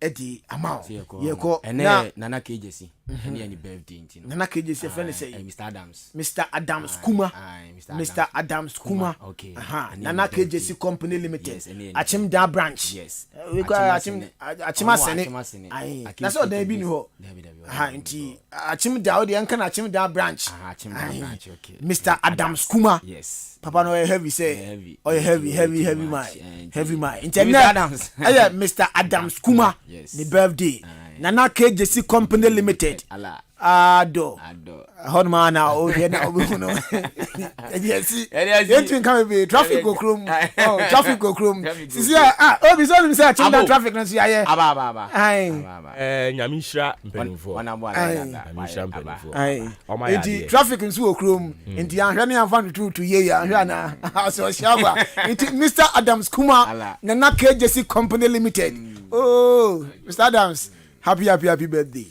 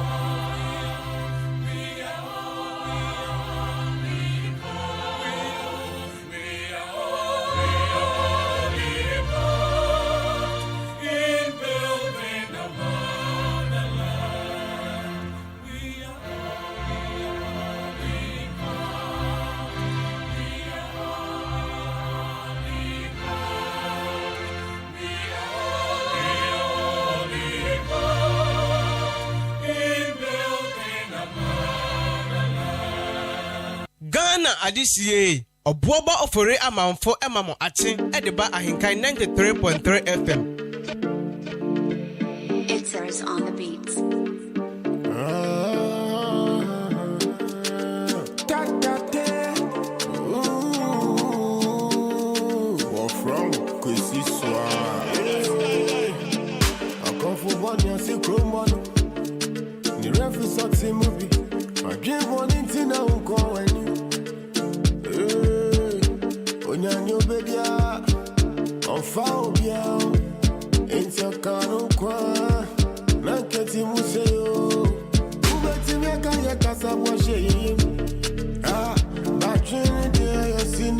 Yes, I achieve you, the Biarado. You know, it's your foot, and then they watch a night or jumbo. Cozy on Sylvia, I saw me and Nicaso. Come, ya dream body share dream. Ubati me a katayano, Yakuma Gusuka so. Come, ya dream body share dream. Ubati me a katayano, Yakuma dia Gusuka so. We on the streets every day. Yeah, but hard a casa, but the chuma no the pay. I had it, monkey the way babu the job. You have to have a money, you can shut up.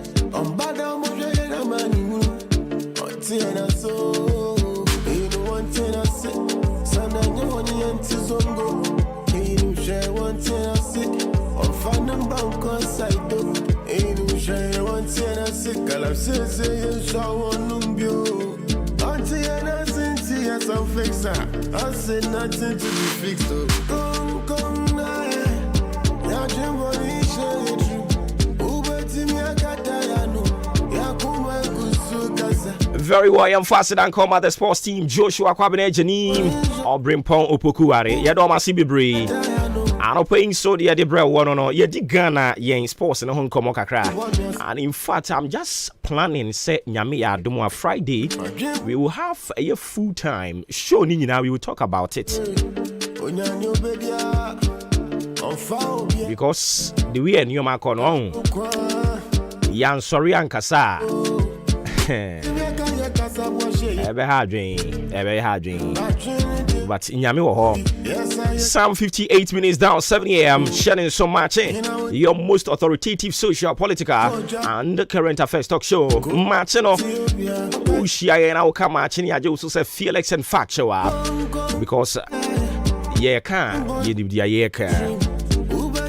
Edi ame just so obo ba ofori amavo.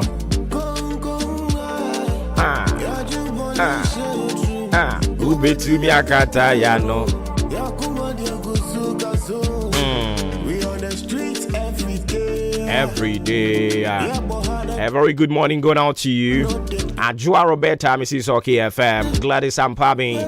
I don't pay one so much church. I'm going to say Bibi Abakod, yeah. The great Omaihene.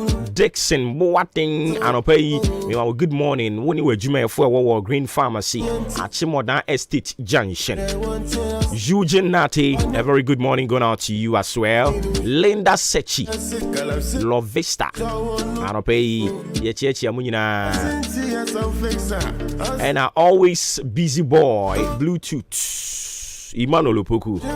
I don't pay one so me good morning. Now Blue Deco any hon yama bibi abakod ye. We busy chat why we are bet you what to they be Bluetooth are busy. Hey. Anyways, a glorious happy birthday going out to you. Wolanyo Akwetia. So a glorious happy birthday go now to you. Wolanyo Akwetia, live to be 93.3 and beyond. Mr. Adams. Also, I don't pay Yamawache Emma Utrinko. Happy birthday going out to you, Mr. Adams.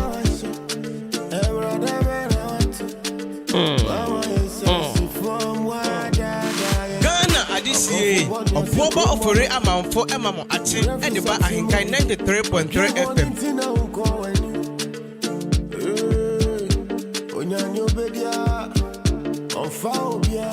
Oh.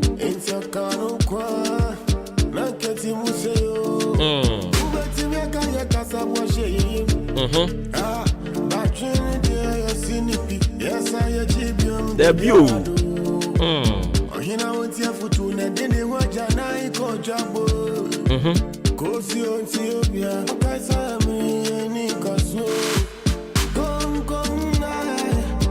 Kwesi swat ne nyomo a ono nso e de aba no no afi yemfamfa ha na yentie we nso so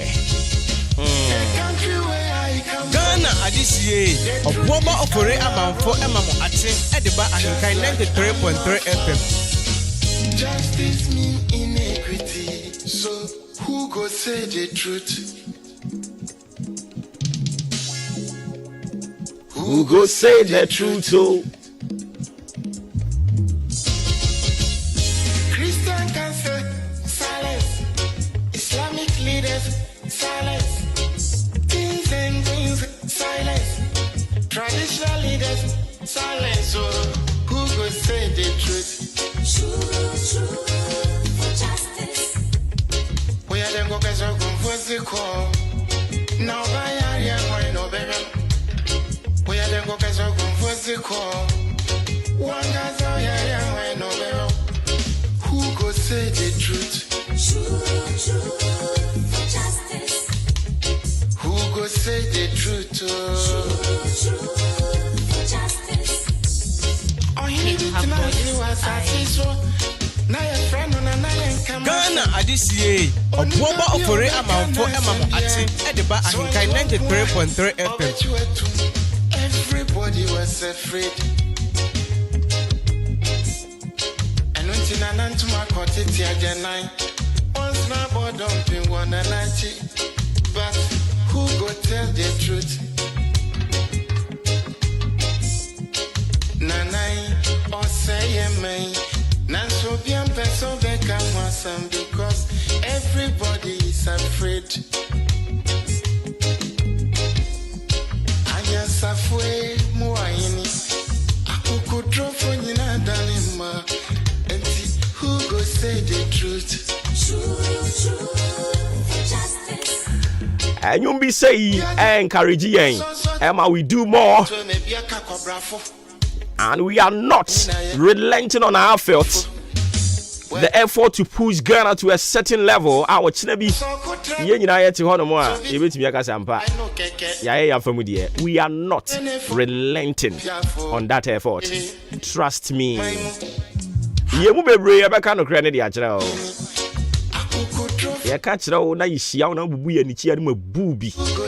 Because e come de me ama maduane ni enyo na ama me nsuo nom o ma me atade enhye entinya de a me be ma kwan ama wo abetena manigie so wo boa se ye ka no kra kire ntu be bubu ye ni chie ne o kire na ama maduane die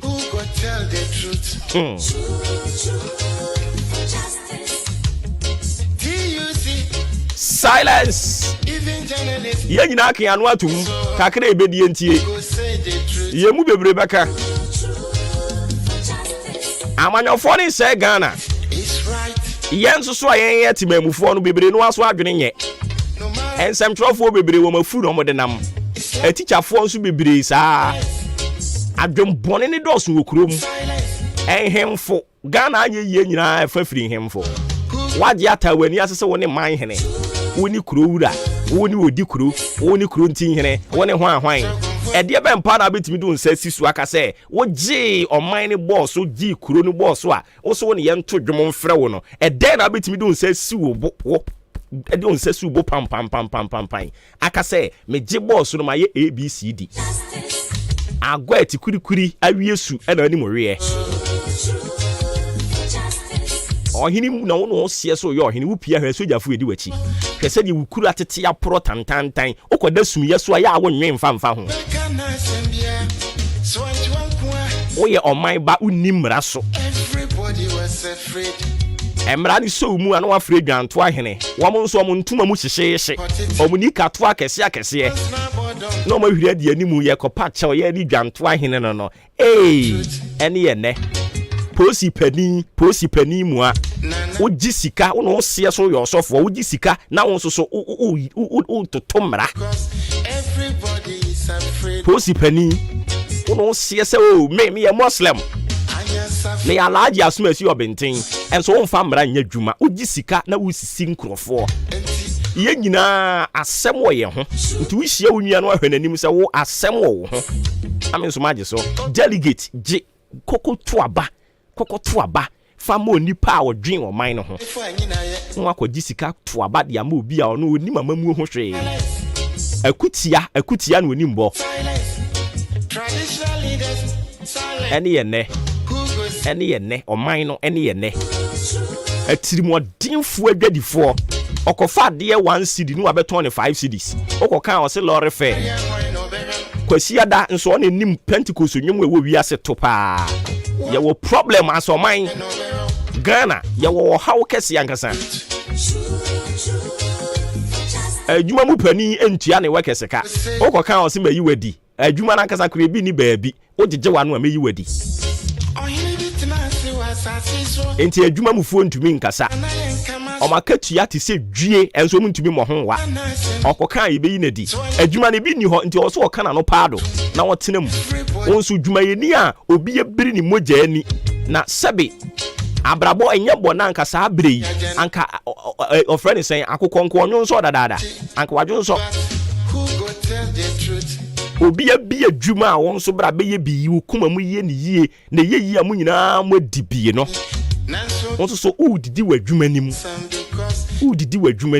adwuma ni we da ho no atam ene ye ne Ghana ene ye ne yare woda chinti de beto aso ye wi a megyae amwatie enwom no emu nsem kakra sisi ayen fa woda chinti nto aso woda chinti I don't want to get emotional ntiye ayen fa woda chinti nfa nto aso anope woda chinti sane ye nyina enim na ye obra kwantu afutuo na adesua a ye de ma ye ho meka bi kirawo na me nsoma kan bi a kire me ho na mafa bi anope ni ede nam ni yesi do not put your weapon down just because your enemy smiled. Do not put your weapon down just because your enemy smiled. Anope ye de nam eno no. Wakode a eno ene akode a wode bobra. Wakode ni betimi aye wunyansa ne wunim de. Wakode no ebetimi aye said ye we so disciplined efa. Wakode no ebetimi aba said ye we so principled. Wakode no betimi aba se wo de oyo no kwafo. Wakode no betimi aba se wo de oye odwumani a wo ye adwuma den. Se wo bete se nkrofo ka ho nsam wono na wo ye ma boss ahunu so wo ya ade. Wote ye na wo se adwumaden na me ye ne menye biem magya atofom. Kun a wukun ho de ma company no usi wunkun ho biem magya atofom. Na ne wunnim ni se okonfo bone hye nkom se kurom a wotem bi. O bra wo ho ase wa ware anim ena wo ne wo namfofuo kodi nkomo ena o mo sere wo se ena mre mu una wo ye saa ne ma nyina wa ware anim sister enti wo te ye no saa weapon no wo de to fom because o ma sere wo because o ma twetwe wo wa ware ni begu ni wanim begu ase tie ha nia obi di ye ni fie yi a eye yie no obi nso so saa de kode no a aboni fie and inti do not put your weapon down just because your enemy smiled. Me say efuo no a wo ye ne yere wo ho mo bi mu abam o sha se wo ba todwe no obi ba hore na de be ye nie enti wo nso so abu abam mo abam mu because ahoɔden ekura wo no obi nibi nia wo ye no onibi obu ho no ma nia wo ye no nia wo nibi no instead senka obe appreciate you obeka say obo ba yidie nyame adomo ye adwuma pa o owakukuduro ayede ni mpanimfo kasa onwene na fu ho enti ka se ne ya na ye betena no ma ye kasa no yanso ye betena ha no mo be ye good morning nanka ayi politicians ya lining them up ni achia wo mo a ede ya wuhia na senka obepe wahwe. But said ye betena ha no ma ye ka no kre ne kire wo no hia wa no mabu anichi dwe na wo so di bi hia wo mo dwe at the end of the day ubedidi politician mo aduane ani abedidi enti na obi aka chem se chale said ye oye ne de wan we ya wunya aduane ni o na at the detriment of Ghana ne ma ba bedina ha no ne ma line politicians up Good morning. Good morning. So let me see for more. Never. I will never put down the weapon of speaking the truth to leadership with boldness. We will never do that. Put down the weapon just because they are smiling, just because they are teasing, just because of what? Hunger. And now someone you pour eka said the end better timini yankopon dum a dien a com a dien or time a dien a bibienu. Do not put your weapon down just because your enemy smiled. And pay the Amedebre one no. And for Kodian to form sunset or bonifono or tamfono was sriwinti. O try and one ye no. U jemu to her. Because he has srew. Media mean ye be me almost reme. Media mean ye be me mania tamfo. Media mean ye be share. Na be na ko anim. And for Kodian to form sunset what tamfo asrew. Woda chinti yamfa we mfantu anamo ebeboa yen yemie yani emu odin de but erade kan ho many ara meta kama asem sese o ya branch o ya babunu sometimes ya na I just think about it. I don't get it na me bompa se erade se erade hunu emabunu ya ye ba Ghana yi hunu ye mobo, because I just think about how we survive in this country. Bibisa me ho questions be say enti emabunu a eba omo from 20 si ho no a omo betumi asidan yi bi, omo betumi atasa yi bi, omo betumi atoka yi bi, omo betumi rent dan yi bi, omo betumi ayeye sa ne ma nyina bi. Looking at ebinim salary omo je he ebe shock you say enene ya ye kasa yi obi ji salary as low as 100 Ghana cedis bosumi asuno near the Ashan and Sasa Busumia Katuani, Saya is 120, Saya is 200 Ghana cedis, Saya is 300 Ghana cedis, Saya and net graduate for age 800 Ghana, age 700 Ghana cedis, Ghana ha, Ghana ha, Ghana. Ah, yeah, Jiwin Muninadia be facey or bra, I know a ding. Inti Yankopoa memua. No cry a friend no cry untumi nka bi. Untumi. Because ya create a system no say obey on kwafo power asasi so boa. Se obetumi no omo amache, obetumi no omo akwa aba, obetumi no omo adidi abomu a age se won so be yo trofo. Sa na ya create Ghana system no. Inti ya bibisa mo se inti ya mabuni ene cement bag ba akoye sen ye betumi asidan yi bi. Eya bibisa me ho ite nti aware e krampokura ye betimi aware. Eya bibisa me ho se dan ye betimi ahai bi. Eya bibisa me ho enti se wo san hia baabunu bi na onfa we nu nyina nkwa adwendwen mu na ne dross san da ne to ase watwe ne trousers ato ne to ase o se ye nyina ye hwe ne boxer ye hye no adwene ni nya dwuma oyare mi hunu ni sa na me mo ahye me. Mi hunu ni sana mi bisa se na oman yi ye de oman yi e fahin unya kokoye peye so obo ho so o se mate mebo me ho so enti mi am ibie mi company electricity bill e de be bre wo no company ni be gu once and for all. Ghana Revenue Authority ta wo no na opani bi timi ka se yen de yen ye gu adwuma wo pani mu o Penny more Ghana Revenue Authority, as some more kind, no. Or say they want to yanka. Yet you would agree better tower where you man will be good. Penny more as some more kind, no. This is the system. You womb. It is a whole Bobrano one when you are now. 1 year savings, 1 transfer, me one brabo. No one for your misroni and your ding and fan title. Now, some media Matisi will be can we intermediate majai. Matisi will be ye we media majai. Now we need the spirit of endurance and perseverance. Want to be near you. Inte dwuma no a enya no miewani yama utaku save sempoa ye ne kakranka na onyankopon a oye gyenyankopon oye obenyankopon no nkronkronyankopon no omayi mu ne obra ye ebo no eyire so kire so sedan onwu ye ni mu ase fanyamisuro eka wabrabo ne ho fanie din eka ho wani nya din a onye yie esikafo no nyame o madom o nyina break through no bopin wo mo ne bi se wo mo se ye den no mo ye yie eye ne din wani nya din a ne ye wo dia ye bi ye firi wo nsem Eshasia or Bible mu or see after the death of John the Baptist, the kingdom of God suffered violence. And it is only the violent people. So if you are not violent, you can't prosper in life. Okase shatawali or mamu and huan komedi ye or the near ding and a heavy nyamidi na drew. Into the etra mamu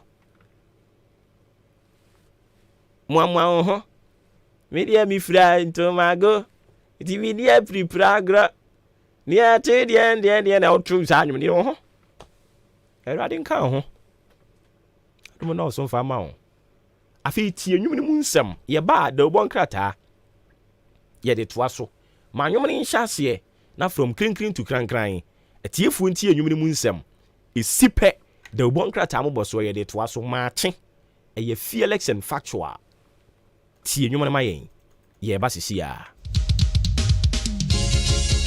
The country where I come from, the truth is irony.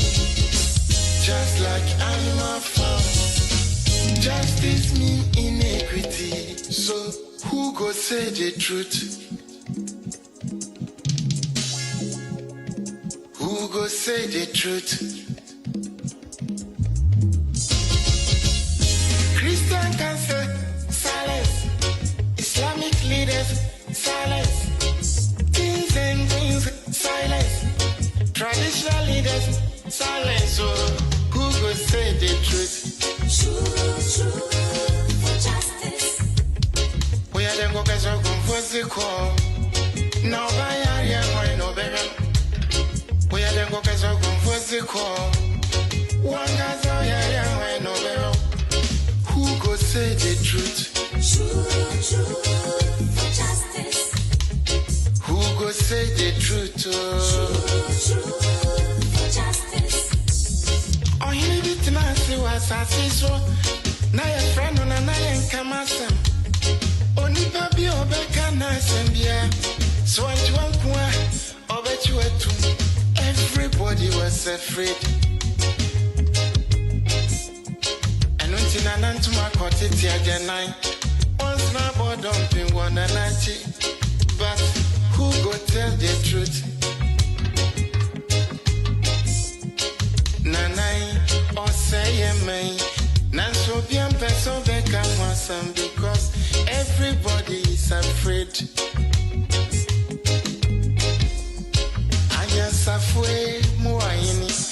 Akuku trofo nyina dalima. Who go say the truth? True for justice. Obiadra konson so to grow your man set to me be a cacobrafo. Efo anyina ye. Efo. When you know ye. Na so kutrata down na so vidia back or why no keke.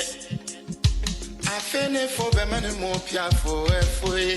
Ne cross on my move.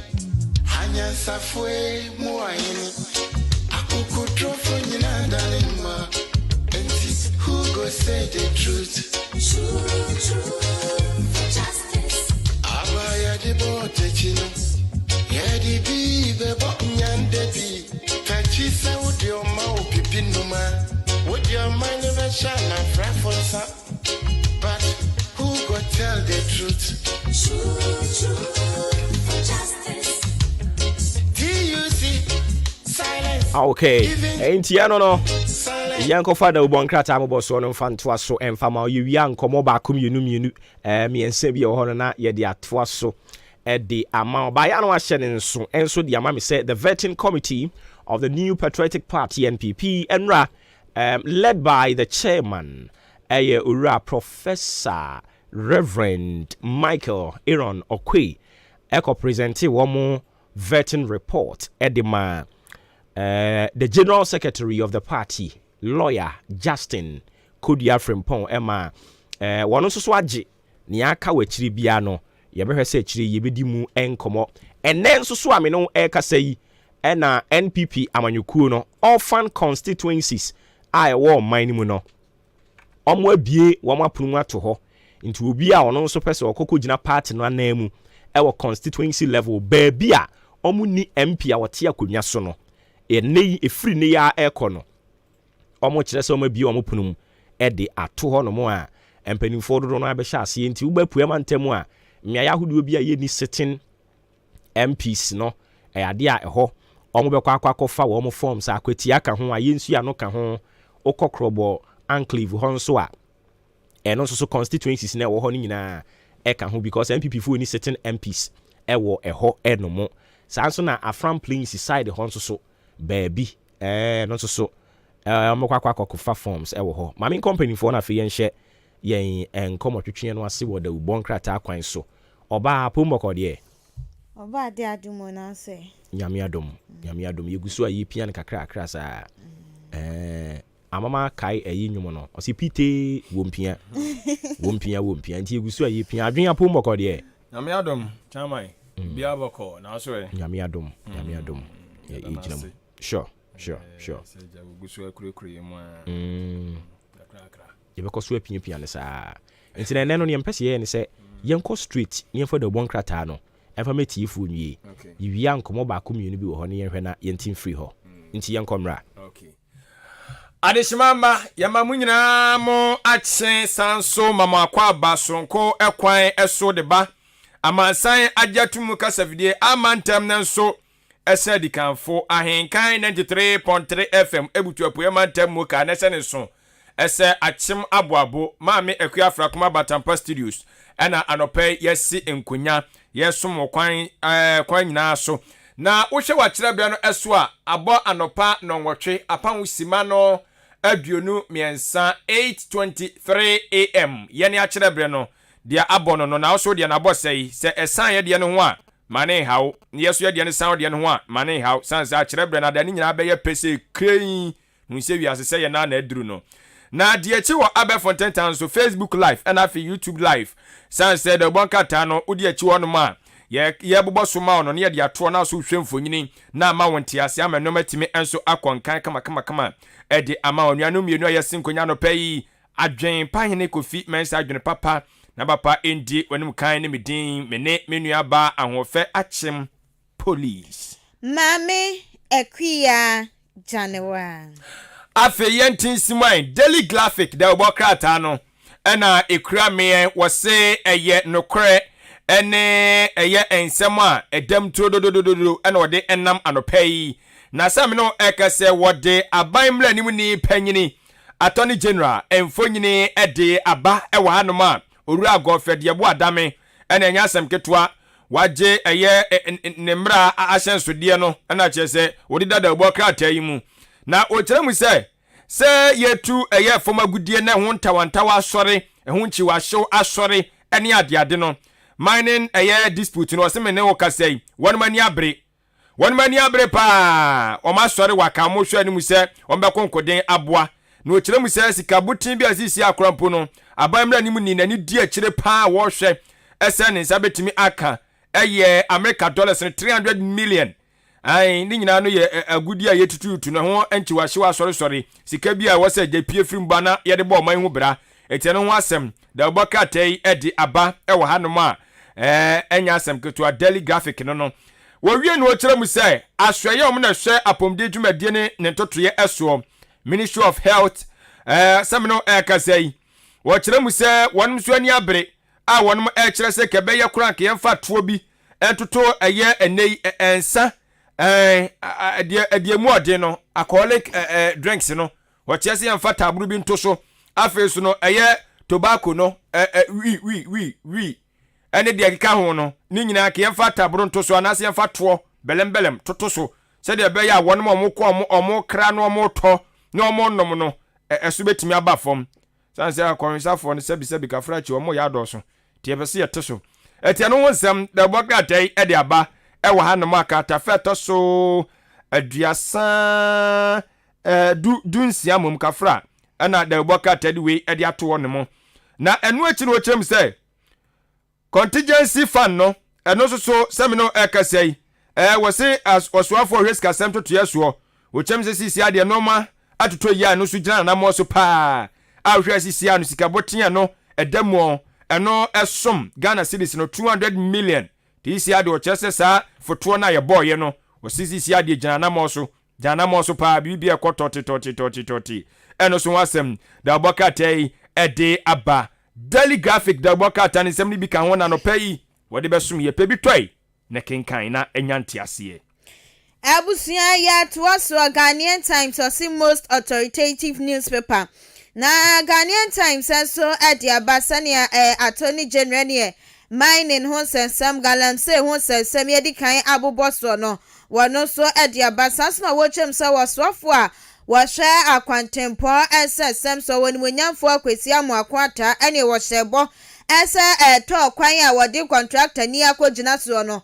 Na watu bia wabekwa kwhwe ekwan no wahwe kwan a contractor ni nso waye adwuma edisane a wakaye no wahase a wode wose oyo wono anksa de ni ko twa mansen akwa kwhwe adwuma ekoso ewo kwantempo ne so kwatafa etoso eduba ko ewo Ghanaian Times mu wode sansem no etu edwa na kwatafa etoso edumienu no anu wode wasofo abedi ekira wohwe apomuden sensem so ewo maimo Alhaji Mahama Saini Nifoni Adaha na ne waka nyina ne sem wase bonsam mata we ya ne ya ba bebra ya prince ya mbra ya mra ensade ni ehon kro ne banyina wasisi etimi agina wa manga na yenya kurane ne ebetimi anya to be 3.5 billion Ghana cedis ana chese every mu anu sumu sem ko akwate adi todwa ara wo sem ba kwa wode abai wo se enyanu mienu mema mienu wamo akwa akwoto abura bi emu eno no chese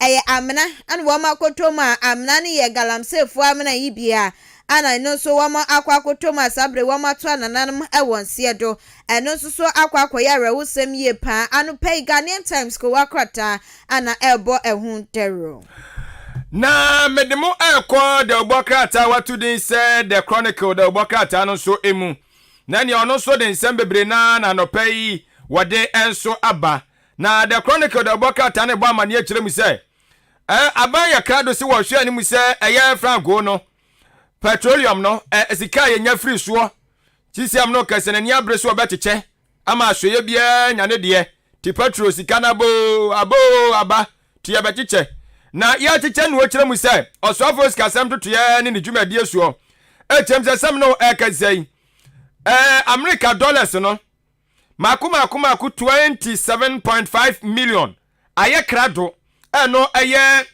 petroleum revenue ni bi ye betabri edi ama agenda 111 dwumadie no na ye de ahya aboa me no atimi akonkan eno achi motorway so dwumadi awdo ekoso kwantempo awdo so wo chese de sika bi enso ba beye na timi aboa wo wi amananso wa wo se America dollars no emu 4.2 million eno so aye krado no so yede ba beto common fund mu na no so matimi afiri asede ya di dwuma ti wo se ye isi ade Ghana sika no gusu ana eba enti enwo asem da boka tedi atodwa na owie no achem se abadwaku a wa mo so na ehwe eye school to aso de eye nsa no dwuma ade no mekire Council for Technical Education and Vocation Training what I say wonom so omugusu abom mmodi o so mbeto no mama bibia akwa kama edisi omu de nhia agwa akwa so se eye adisuafo a wonom etwere nsohwe edifa eye sa dwumadie ihuna na se nwumasua ihu no won behwe se won mo bia mokro no oso mitimi pam ade metimi apam o de nso ne beto anim a wobetwere ne kama be wi ache o de wade akoma no twetwa apempam ayi de ama na ahwa de wapini ho to achaze isi amemu omani ada ho nso we no wotwere ahun se watwere wapase to free mu fi a wo be ye adwuma ye professional na timi so abote wasem eno no na owie na ahyanwan so na asem na ase da so da asandi bia o ti yegusu a ye twe na abo so de ne kwane de ne ba na owie wode atodwa kire mu se waso no excavator onim kwan kora yetwi no onim kwan yifa so yetwi excavator na de onim ane se onim ohun se excavator so bon se we excavator but se de besimi afa so obe operate ni de woni mu hwe na che so be so won kire se galamsey no no untubi sa no be so wo kire se excavator de o kan obi anso rukutu galamsey nso na isi ama ne ho akire ni to be so won kire se ma me galamsey pa de oh da bi no oni mu adwuma etia no asem no The Chronicle blessu sem de obokrata no anopai abusuafo do de bre ye do na se de da wa ye no owie pe no oboru atwe kunkun ni mu ono de o penyamsem pa wa ya de nti wo se na yi ubenya nyamsem no wo twe kunkun ni mu a na eye nwom etire aduosia nwotwe ni mu dun kono Psalm 68 verse 19 and some of one ne de ko emu de pa emu de ba me kan ma o kwa asori kura kwesi de wan kwa asori ko kan yen ko a Ebusia ya ko the Daily Dispatch and ye dey to us say factually reliably factual na Ebusia Dispatch de aba sabre edru mesuni edru wo so kwaso power NPP amayoko ni ma bebre kasa bebi edru de ka 2024 de woni akwa edru ne so ane woni monyamfo Alan Kwadwo Trema TV sabapa no wa brama yoko ni mu ye pa 2007 wo hyase inti sabre de edru ne so ane sayama ne kwan no kwankwato aso na enu na tsempenifo bi ane etu ahini esian hini bi a wo mu NPP amayoko num wo mu chem se edru mesuni edru wo so no ene wo mu de ba be adwuma pa de anke pe obi edru ne so a wo se Dr. Kennedy Apreku wo no ana ka edru ne so ne wo pani 1998 ne wo hyase enti wo mu se wo ya pe obi edru ne so ne amasa wo ni akona kwanya pa de a enke ya Apreku ne mom enye woni monyamfo Alan Kwadwo Trema emu sam Daily Dispatch anope wo de etudwa na eye katafe tosu eduba ko ana ye raboachi ejako wode aba no wochemu se energy ministry wasi ahoya dem papa edise ne de ahye nkrofo bi sa galamse wo muntuase a wo muntimi no wasi energy ministry also the same thing omuso wa mo brepa wa mo fa ne form ahoya den anu sumu samo de etudwa na Daily Dispatch ko ye mu ana Inspector General of Police Dr. George Ekufu Dampare ni foni ebo ase ya ne ye ebo na basu chemu se efise wo ba be di apostle sadom ko nanim wo mai mu no ane wo penin wo bɔ ne homodin ye pa se ne wo toto niema wo apostle sadom ko a wa kyerɛ se wo ye penin wa kyerɛ se se ma ne dibreso a obetimi asomu ye kratafa to so dumienu ana Dispatch adin sami atudwa na wa mai Ghana ye chief of staff wo ba wo dikan mami frema osayo pare ana ne ya bɔ na baso pa sa wo bɔ ne homodin sa wo ba na wetimi abeye chief of staff wo mai mu no ya bɔ ne abaso enu ti Valley View University ana wa mo abɔ mami abaso enu so ho sem the Daily Dispatch ko wakrata editudwa anopen na mayanto aswai na yankwada obakrata to this the founder na the founder da obakrata e wo kire mu se fa ho to no swai na wono potokasa mu ne samla ne credibility na wo kire mu se eye oswafo na hwe National Petroleum Authority so owura Dr. Abdul Hamid e de atodwa e kire mu ese ehu benya pa se kiesan so be hye Arab kasa no ene Islamic Arabic no nti Arabic ne Islamic wo mo kasa no anase wo mu num dia yesua no kienhyem kina pa so mu school omko ai nti wo se yehwe ne ye biem na timi bua wo ne mo nti eno wasem da obakata yi ade aba na ukopiem wo eyenka bubuni mantam so a sadia mene o kasa dia hodum gusu a chese obade adaro ma no normal ni sane a ane na wotwe mu no na dankwa kufa na ni kire mu ewo biaya yes ya de hye osagefo Dr. Kwame Nkrumah na nimonyam na saa biaya hodum no omkodane dane ni omani koye nsa kiraye wo ho ahwe se bibia bekoso ye besiesie ho tiesiesie wieye no ane na nado commission ye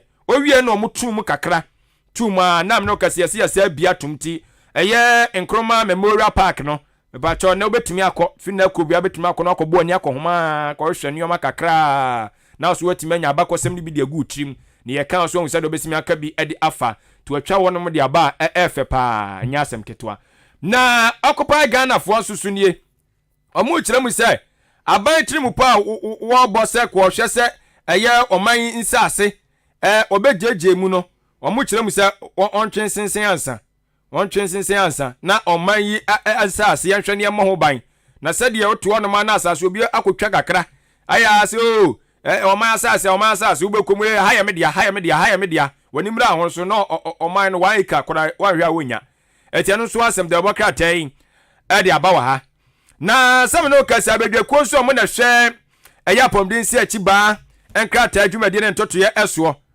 National Health Insurance Authority no omo de atodwe kire mu se no omo de ka bi eno esom Ghana cedis no 1 billion some no kasa yi yakopɔ adom omatumi akle omayisa aka na de afiri ho asisi ano omopem so ko manim ten so ho asem de bokatai de aba wo hanom a enya asem ketwa ti the founder de bokata no pen sema wodo a otintim de gun de bokatam de besom ye eno no Abusia the new crusading guide ana yede etoaso na crusading guide so de aba occupy Ghana sene ya wo mani abrekyere mu se kwan a nipa bia sai wa my Ghana yensase yenkwan ni yensuwosu wa mo mpene so enti wa mo stress aban ani manimu a wontu anamo mu ohye anamo ebetimi aboa na yensase yetimi abo ho bai no ene wa mo so sha aban se won hwan fasa anamo no enwu aponso kwata fe tosum yensa enkono ana fe edunimu ana wodi ensemi atudwa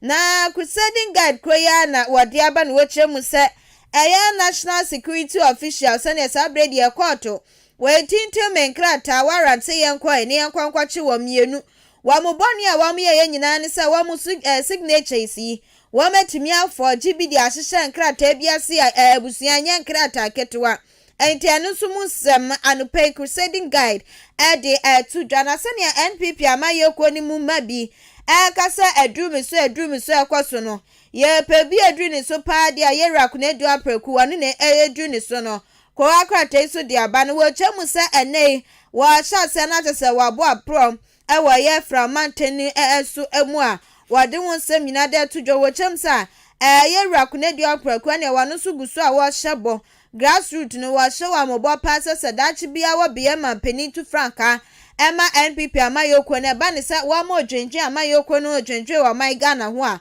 wadwa mu so ebeka ho bie and pay the new crusading guide de won sem nyina da to dwana owie ye no ana wo chemu se asoli bi ana ne emu ma man kra no church member no wonu kra we giant to ex church member ani wonu so pass of penny won to my chemu se of penny ada na tsaji ni sika 25,000 Ghana cedis maybe ma wo gold na mi wo gold in chiefeska bra yenko to 25,000 Ghana cedis of penny aje efrini sama ne wonu so pilot de won krata sem nyina da etu edwa ewe the new crusading guide ko wakrata no emu na mede the ubokata watu din said the daily searchlight in service to God and country osom otwedi amponyankopon no oman konkono Ghana na samno ekazei ene ensema wodo so de ono asum bi dia bapa na so ne kata fa tosum yenu na ene obama ne akire mu se eya opanyini bi aja wono so waka bamboku a wo mo hwe ye nkwa ye dwumade ne ntoto ye eso to ye forestry staff ye se do mo ko oguram se do mo ko hwe kwa ye so yayi omko ye wa mabiem ye tu hu afrana budin wa yere kwa yinim ten wa sem de boka tadi aba awatwa owura no mfonyini ade aba enya asem ketwa nten no asem no occupy Ghana for so nsem mo kasa amanfo fa Ghana japade titiri ensase nti aban so hwe na onya hu bibi no ene so nsem de boka tadi aba ka tafeto so mensa the daily searchlight etintim ede aguo eja owura mrekudu ka so ana wode eye motorbikes ibi makuma kwa aduasa eja na de hye no mo ni mpesu aso wode akoma wo no mo si we be MPP executives ya no wode akoma wo no mo yo tenu wasem da boka teso edi aba na oche musa police fo so wo mototo yo mo ye ewo afimpino ene aduonu baako ene afimpino ene aduonu mienu so mo fa ade hye no mo edoma awura adwuma ni mu no eti recruitment ewo police service won mo so okire se sa adwuma di no apolisifoɔ awie ɔma conclude bibia nti agya se udin wo mu a ebeba abonten nche Tigatafe toso enso na sasemi so wade ne people enso ede aguo. Na osrofo hwe na mode dwumade ntoto eso. Dr. Matthew Poku Prempe Sutnapo. Sem no kaso ono so yase jawaja abasobode a waje nya asem ketwa. Chem se bibi mam ya no nyina wono wo eye hwesodua ede ma adehye dodo no ma wo amanyosem enso emu ti over all the Africa role model in politics and governance. Yate ti ano so abasobode waje anya asem ketwa. Etiwei eye the Daily Searchlight the bokata no ensema no pay wode nam eno no. Abusia de anko yemfa eno entoa so na se yemfa no wie na the anko si revealing the truth anko de abai chem so kopie mu ewa atoye mantemu enso ye tutoi ene enzema di bi mu nyapa cha se akobra we yira kuko fie mu amene bi mu da monten efie so yiri koye na wa musi mua bia ma yenti bebi omdi omuti beto ene so akwakoye bu achibidi a wa mu twe jadro se mpenifo ahwe na emeboa wom na wade abache mu se NPP ene often constituencies ni chese ye bia mu nominations mpenifo guso a wa mu efanya sam ketre ho sam the anko ko wakrata anopei wade tu echa na mo fo no ko ede wo Omo amwasi we. Me wa for kwede o. Kesi ni mo ayekasi o. Ha, be yere say. I see. You see one. Nti wo hwe the anchor na. Unsa se ho no. Oma line up mahunu communications director ewo presidency Eugene Ahen. Mahu Akosia menu Gozie. Ena mahu Jefferson Saki. Ena mahu Ken Crunchy. Ena mahu na are ono okwen. So no sitting MP. Hoya ai Mami otwatwe. Dokia. Are woko baby. Ne bia osesam ofi baby owo no bia obefiri ese baby owo na yi tu no samye wuku tu no nti no ja ade de ohunu se bobo ba na watutu so ntamu enti wo kwen se bia ye namu ya beti se na no ma bia tum nti wo beti se bia okodo on se ntrim awose mehwehwe awose mehwehwe baby owo because everyone no we kuapem I don't know say how is south or say north. And free ho sitting MP. Are o ye ayi na maami ya na owo obum domi abrei. Ono so sa o. No so sitting MP no so ompe. O call kan kwe central kutu giant yi. On kan no wan. Ade say ni subiri ai amadoku on no were you akropon. E wo akropon. Enti am nwa say ye do ono so aba say and others to pick forms no.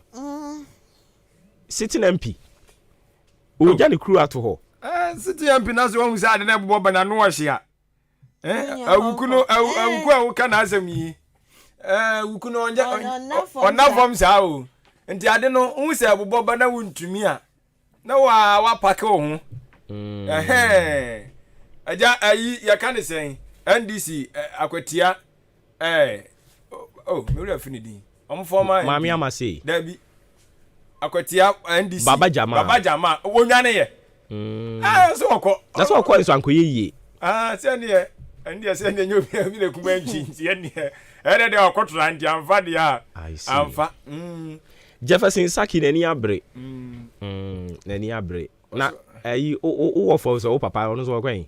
Na mbisei ono okwen so kwen se mbisa no wa mi ni idea bia se wo plus bisa je mo wa se wedi ka ko bi o hwe wedi ka ko tata bia I think so kan kwe se no for se central mo be ne ji se bisa no bisa be bi odi na ni kire ya se mo ba me de o nyina ne de ma reho yedoku a ade na ye wa reho sa sitting MP akropon na udi ja ho because samia wuku banti eja bo onim dia kwaso o bia wodi nkita ho won say ade so mo before so betu gina ye no omudi kan consultation o Edi baby asisi o person ko no so be fa.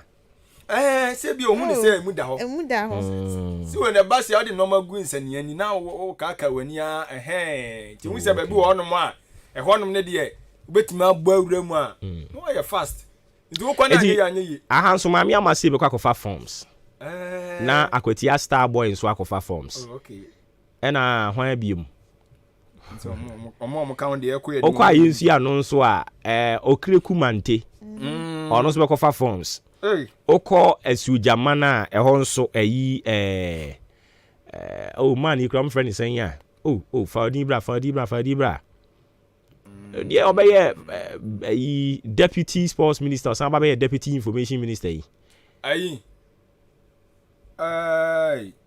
see on ko yes or U10 way pious ere pious enam hajide ono so be kwa kofa yeah dinyo anyways dokuya de ne me de ma homete kakra obi ko wi ni maku dokuya de ne ma homete kakra wana wa ye ne hwehwemu ade ne de eba because ebe ya rehosem so we dey ofiri ho no mo kra na won si wo ofiri ho ni kuro e ho ni kuro mo I think so almost would him akra ho man na udwane afiri ho sa ade aren ana bia wo na o maye mistake because yan grow for you do baby a e bia for manu su ni pa no de ne ba no mo hu na bia ye because dokia there well e bia mo na ye mistake bi I see say akwakwa ekoti say mami Esla Esla say ablekuma ho no nye ne da oba achimo dan obefa ne te yes that's why I say di okay na ho no na bejijo aha bejijo wa no ba okay e bia no feel say ho nso no e betumi afa na make say bia ana e bia e betumi aba say bia o mu be se o say no so kre nyante o mu nyante most of times ana ya na mu no mo timu ana bia o mo de wakọ ba say yes asin north ni formina de eno no nka ho nti eno no asasem na kosi say formina ho de no se formina no you know chairman no resign to resign omukram tin so munya nyi omo ayi omunya executive no ko munyi ye constituency executives na so omunya nto sa aba kra nti eno so county so omoye ni nyina so ansa no matimi anya delegate ndo ma ba ye we no nti wono mo nsem na ade atwetwe no omobo ayiri yo ba bia na asende ne ne bia mu ni so mo ye we sa asende ne nti we nu awo ho dada nti onu anom de beko nti bia no no cha so poku sika no ye di bra Charles e dia di biem yes o mo to aba ni we ya no de onu wasan call ne back to ne takwa se takwa no no tie na dotie beko dotie enya mfa wote wo gede mo se mo mfa ma na mo mfa we enti efri na de ko no oji wo hu di a na wakwakofa won krata ba bia NPP fo ni sitting MP oma bie oma aprumu ato ho obetimi akwakofa won krata asante mantem se ni wadu biase ena asanwase ena from plains south or so nti eno no uju hu dia no so akwakofa forms ena ase ba bia forms ne be do so pa na voter region yes ena ehin fa biem Nodin honso makuma ko bi wo mu na ayi be kwa kofa ye bi nka me re ye fi me boss okoboy odododio debi aha odododio ha say no eno no ye ayi Nilante Banaman okay to no wakwan ni Banaman na debi ayi okoboy de say no ye leja kuku okay yeah leja kuku ena mi wo engineer bi nso wo kro wo nti engineer to so be ko ho okay engineer ne sitting MP no na call ye na I think say different 7 or so ena sitting MP no di wini ye ena so wo call ya okoji na ni so no eni mu da ho okoji no election okoji na sisi ade mu ada ha ma engineer engineer betimi akote ne tekra maami Elizabeth afulus afute afule on fa ncheme gumbe bo maami ni gumbe sa amfa mi boni gumbe si entuntia no eni nyame adum ya tutia no mani giye pa Elizabeth Afuli. Enti Crow e was some compessia so. I was some compessia so. Say empirimpirim ya ye kasa yi. Say about will be banner me tubia. Me to Crow. Oh, okay.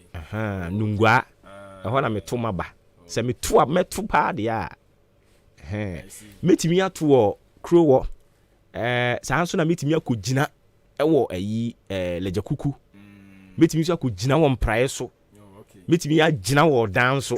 Eni audio. Onyina ene do. Metimi so akogina wo metimi ne me wo fade akosi ani wo nkokọ. Joseph Frimpong. Metimi gina wo baby bebre. Metimi hwene ne ene me keka kọ no odan ha no kura no na nya yi ma TSMB. Is that ase? Anyways,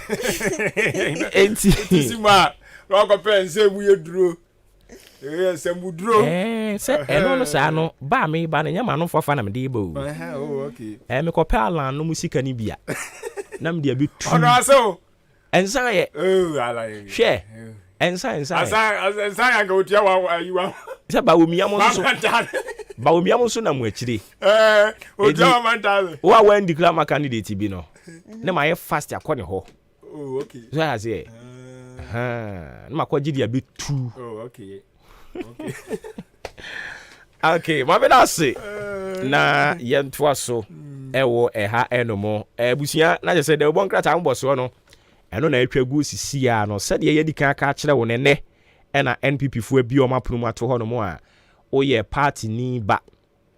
Na owo empesu a eho no omunni emrahye bedwani a wote akonwa so ewo ho a wa kari wo ho ahwe na wo sefata wo so betumi ate asimbi na wakọ akọ pre nti eno so ho nsem ewo ha yebere si ebenya mpanimfo ne omo adi mu enkomo nhyehyeye no sen na esi etie omo bi aponi mu yi ebe wo ho no mu akopem da ben hwan kra na qualify so betumi akobi nti eno so ye nsem bisa ye nsa kampanimfo a yebehwe abisebisa wo mo edi amount we free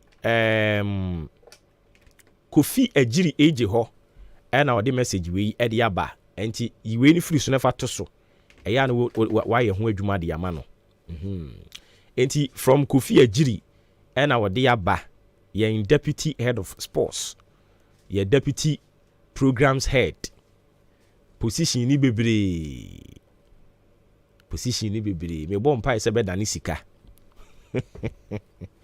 So a glorious happy birthday going out to Mr. Adams Kuma, manager K Jesse Company Limited Achim Asene and we from Oyere sister Dinah Honomono si en kanchro se odo na omawo happy birthday nyini che se na be ya mofra no mu nyina betimi aka bo mu ahwe won na mama mo daachi papa enti wura Adams anopai yamawo awoda pa sronko ye ka ni sei na krakra ne sen e wose ohu se mabu ba anopai enti Kofi Ejiri message or the buy no ya kenkan ye da sibibre glorious happy birthday going out to you Mr. Adams Kuma, manager of K Jesse Company Limited Asene.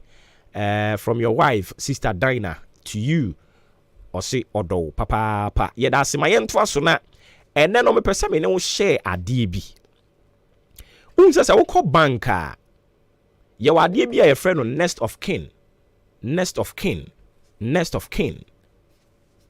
wo ko banka ene wo behunu next of kin na ehihye so saa obu ono ma ye nya kasa pe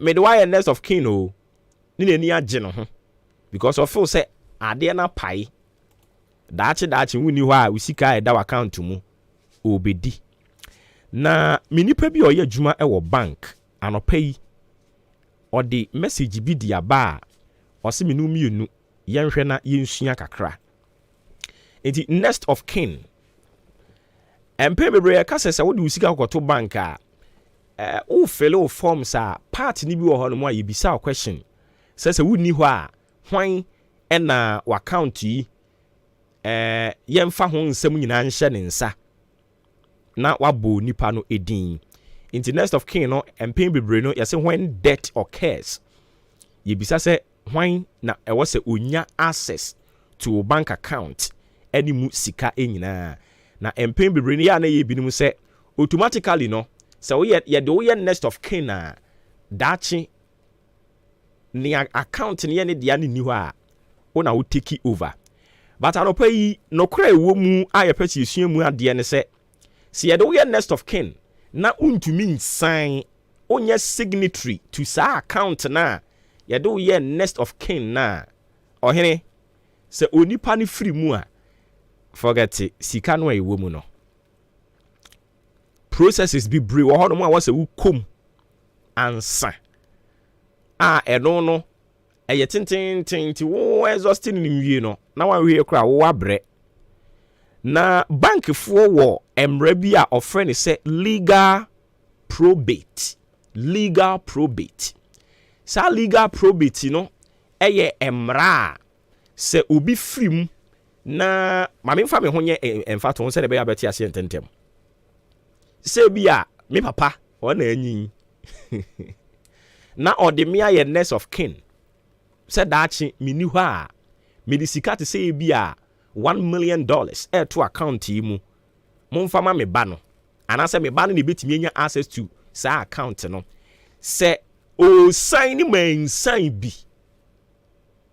na ɔde nano fafa keke ɛna ɔde ka saa sɛ me papa free mu a ɛnyɛ sɛ automatically no sika na ɛwɔ mu no nyinaa me wɔ access to saa sika no ɛwɔ sɛ you go through legal process one sa legal process no na ɔmo frɛ no legal probate ɛwɔ sɛ yɛ trigger saa process no a yɛ frɛ no legal probate no na sa legal probate ne bɛboa me next of kin no ama go through all the processes na processes no ɔmo kyerɛ sɛ ɛwɔ kakra ne boɔ nso ɛden because alɔyafoɔ bɛ mu a wɔsɛ wotua wɔn ka ɔmo wie a sika na yɛ na ɛda account no mu no ɛnam sɛ process na yɛ trigger yɛ go through no yɛ tie ɛde tua legal process no legal fee ne saa nneɛma no yɛde sika no bi de tua enti wanhwɛ yɛ wie a sika bɛba wo nsɛm no ɛyɛ ketewaa bi enti ɛyɛ na wahyɛ no nso ama me afei yɛ ɔbaako bi a yɛfrɛ no POD no ɛyɛ payable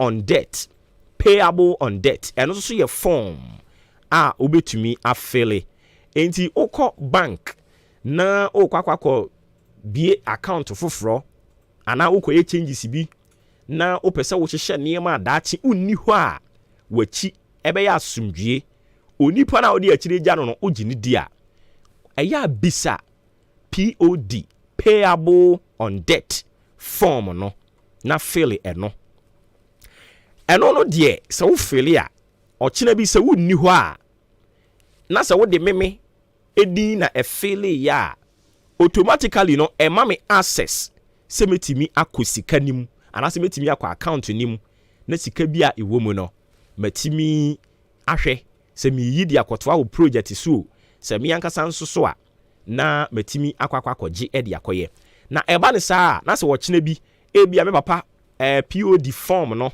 wagye wa fill all the medin ne me details nyinaa de ahyehyɛ so oni hɔ a ɔkyena sɛ mekɔ bank hɔ no mu a ne ɛwɔ sɛ mede kɔ ɛyɛ death certificate of my father a mede kɔ prove sɛ ampa me papa wafiri mu sɛ mede death certificate ne kɔ prove sɛ me papa afiri mu a ɛne sika no ne nyinaa ɛba me nkyɛn ahoɔhare so nti ɛnɛ wei ne nea madam fi ɔyɛ adwuma ɛwɔ sika krabia asoyɛ ɔsɛ me ne mo ɛnkyɛ ho asɛm kakra a agya yɛ ne mu adi mu nkɔmmɔ nti ɛwɔ next of kin ɛne ɛwɔ POD next of kin forms ɛwɔ hɔ ɛne ɛwɔ POD ɛnso so wɔ hɔ sɛ wopɛ sɛ daakye processes no yɛ simple de ma wo ma a yɛwɔ POD no wɔ hɔ payable on debt form ɛwɔ hɔ ɛne ɛwɔ next of kin no ɛwɔ hɔ ɛso nso no yɛ wɔ mu ne sɛ next of kin no sɛ ɔkyena wonni hɔ a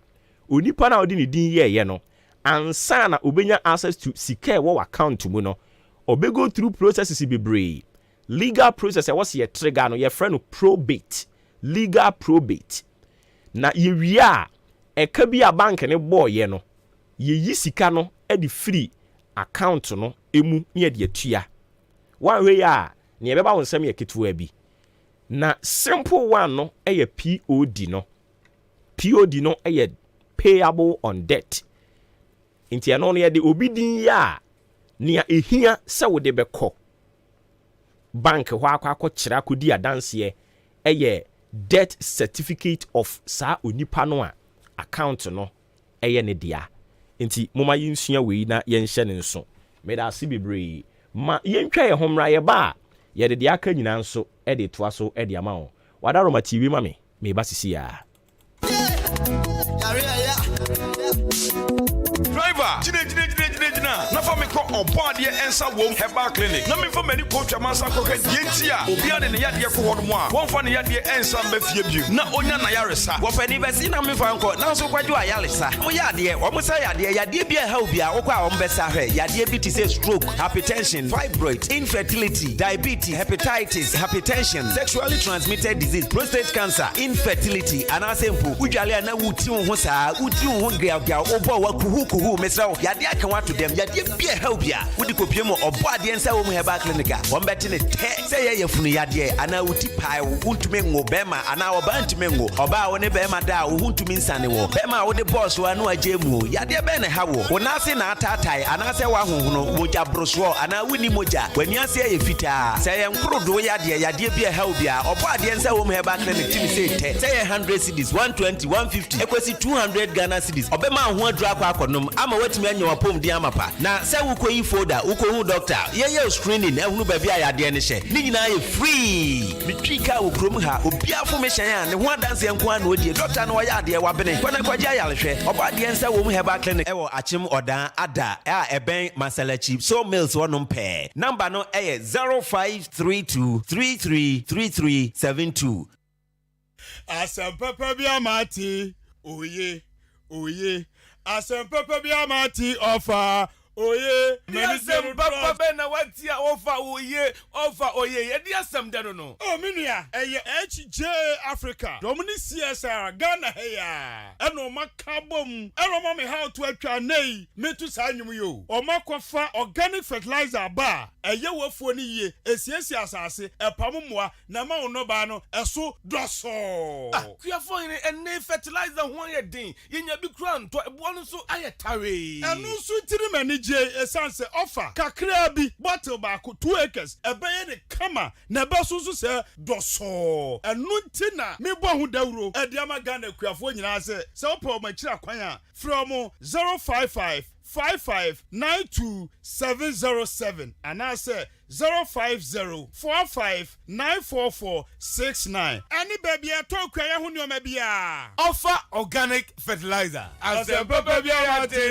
offer. Oh yeah. Offer. Oh yeah. Offer. Oh yeah. Offer kakrebi su no ba no. Ebe su do.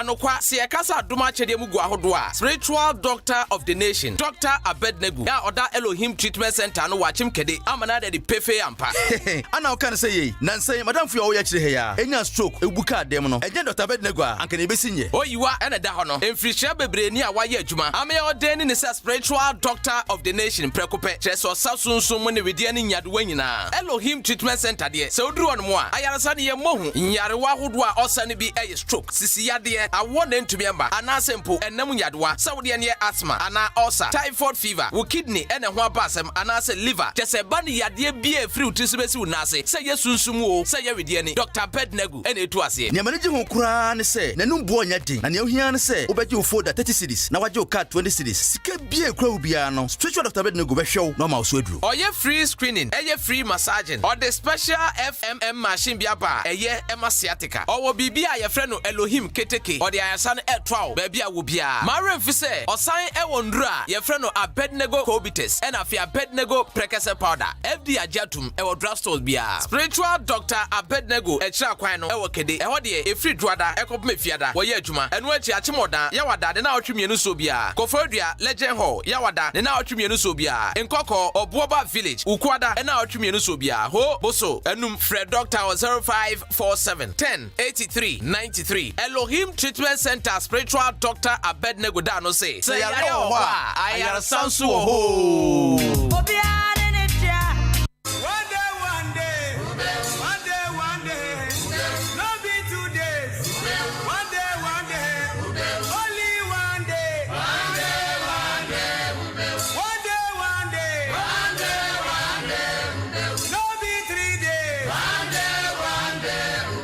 Ghana Adisie Obuoba ofore amanfo emamo ache edeba ahenkan 93.3 FM. Me pa cho yeda se fidie no eda so da ha na wutie yen hye ne nso mache. Eno no dwumadie no edin ame nso meje so Obuoba ofore amanfo afei yebeto aso ne de nkomo no bibre no ade aka ho ede amawo wo hwe wo bre no a sima no ensia pepepe e na abo apa anopa nonkron eho wadwen kire no adaroma bring your voice on 0533 898915 0533898915 Fabrana fi yenhwe enkenkan kama enfama already I've seen some of my messages are trickled in ewa hanu aye kwa anim yebekenkan kama edi amamo but before I do that enra court ekwa setena court kwa setena enra cases ye call n'anim no na edoso papa miensa ewomu a eye of concern I was ye nyina ye timidi ani di akire one so obeka ye ebre bi atwam ye senkrophobia sorry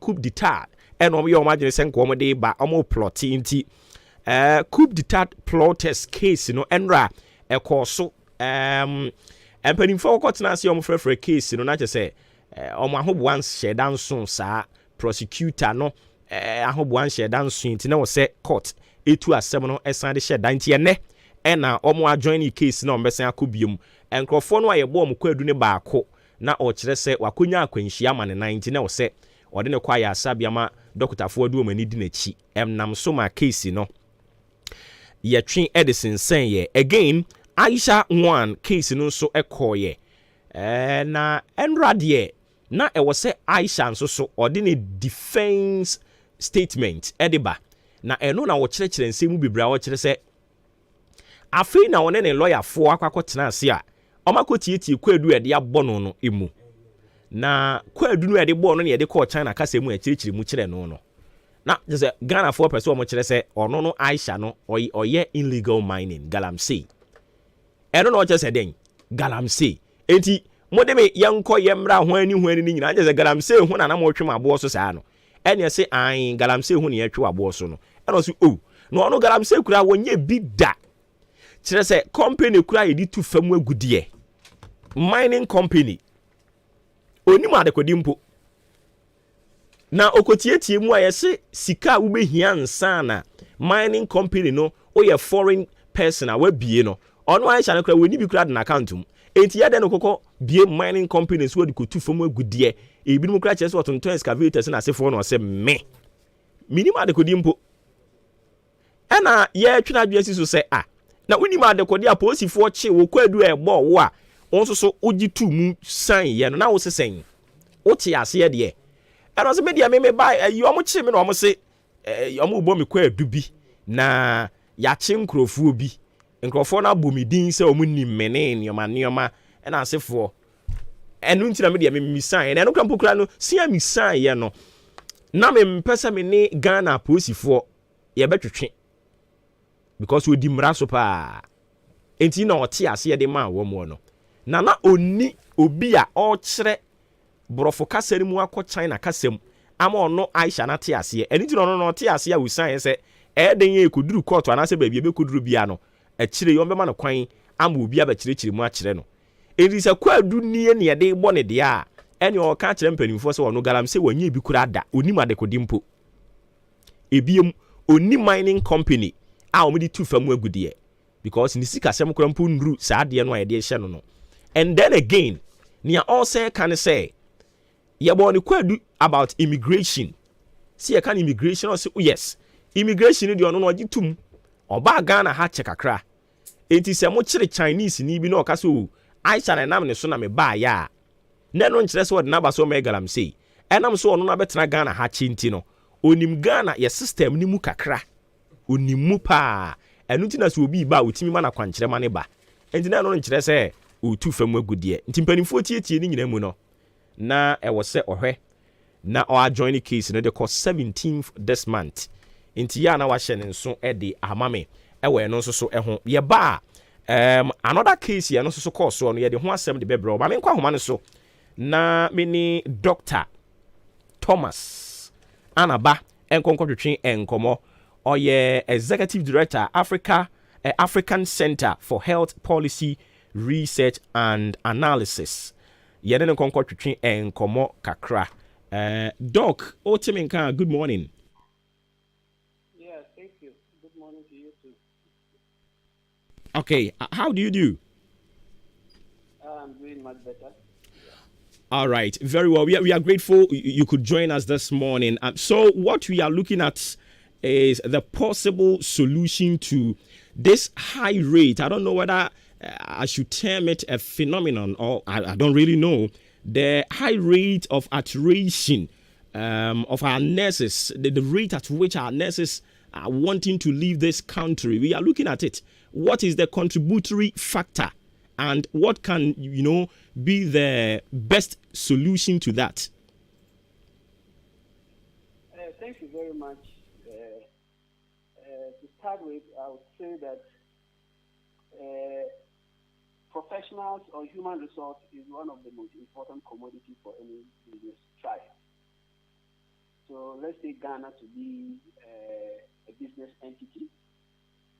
So Ghana must look at which group of people or professionals deserve to be treated in a way that they are not attracted by other countries or other companies, like that is an example, a country, to leave our company.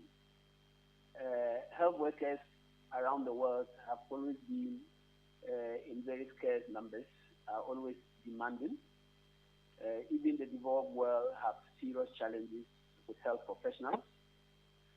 So what they are doing is to make sure they provide conditions that are a little bit more favorable for their staff to stay and also to attract others from elsewhere.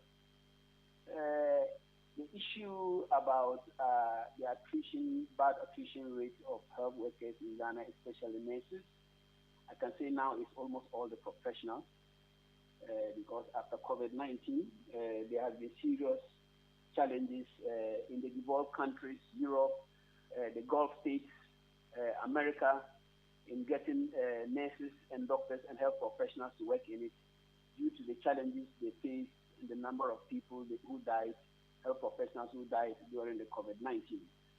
So measures are being put in place to attract more health professionals from Ghana. So it is up to Ghana to identify these challenges, whether it is the training that we have a problem, whether it is the work condition that we have problems, whether it's over demand from patients that we have the problems, whether it is the other countries that are attracting us, that are violating the WHO code of conduct in exchanging or attracting health workers from other countries to others. We have to look at all these factors to see which one we fall in. When I look at it, I think we fall in all these categories. One, our training of health professionals is lagging behind, even though recently we were able to meet the basic requirement, WHO requirement for nurse to population ratio, but this is dwindling now, it's going down. For doctor-patient ratio, it has never been met. And then for other health professionals, it has never been met. But the people that patients normally face when they go to hospitals, that are normally with patients when they're in hospitals, are mainly the nurses and doctors. And this is where our challenge is. We are not training enough. Two, at the workplace, conditions at the workplace is not also very favorable because what a nurse needs to work with, what a doctor needs to work with, if you go to most of our facilities, they have to try to manage to do something to keep the work going. There are challenges. And people, doctors, nurses do not really have that job satisfaction because you want to prescribe something or you want to do a procedure, perhaps you are lacking glass. And you feel that I can do this, but I don't have glass to do it. So there's no that job satisfaction. The environment sometimes in which they work sometimes doesn't even stimulate them to stay. Besides that, social amenities for them themselves, even to go to their homes when it's raining, transportation network, road network, electricity, water to their houses, it's a challenge.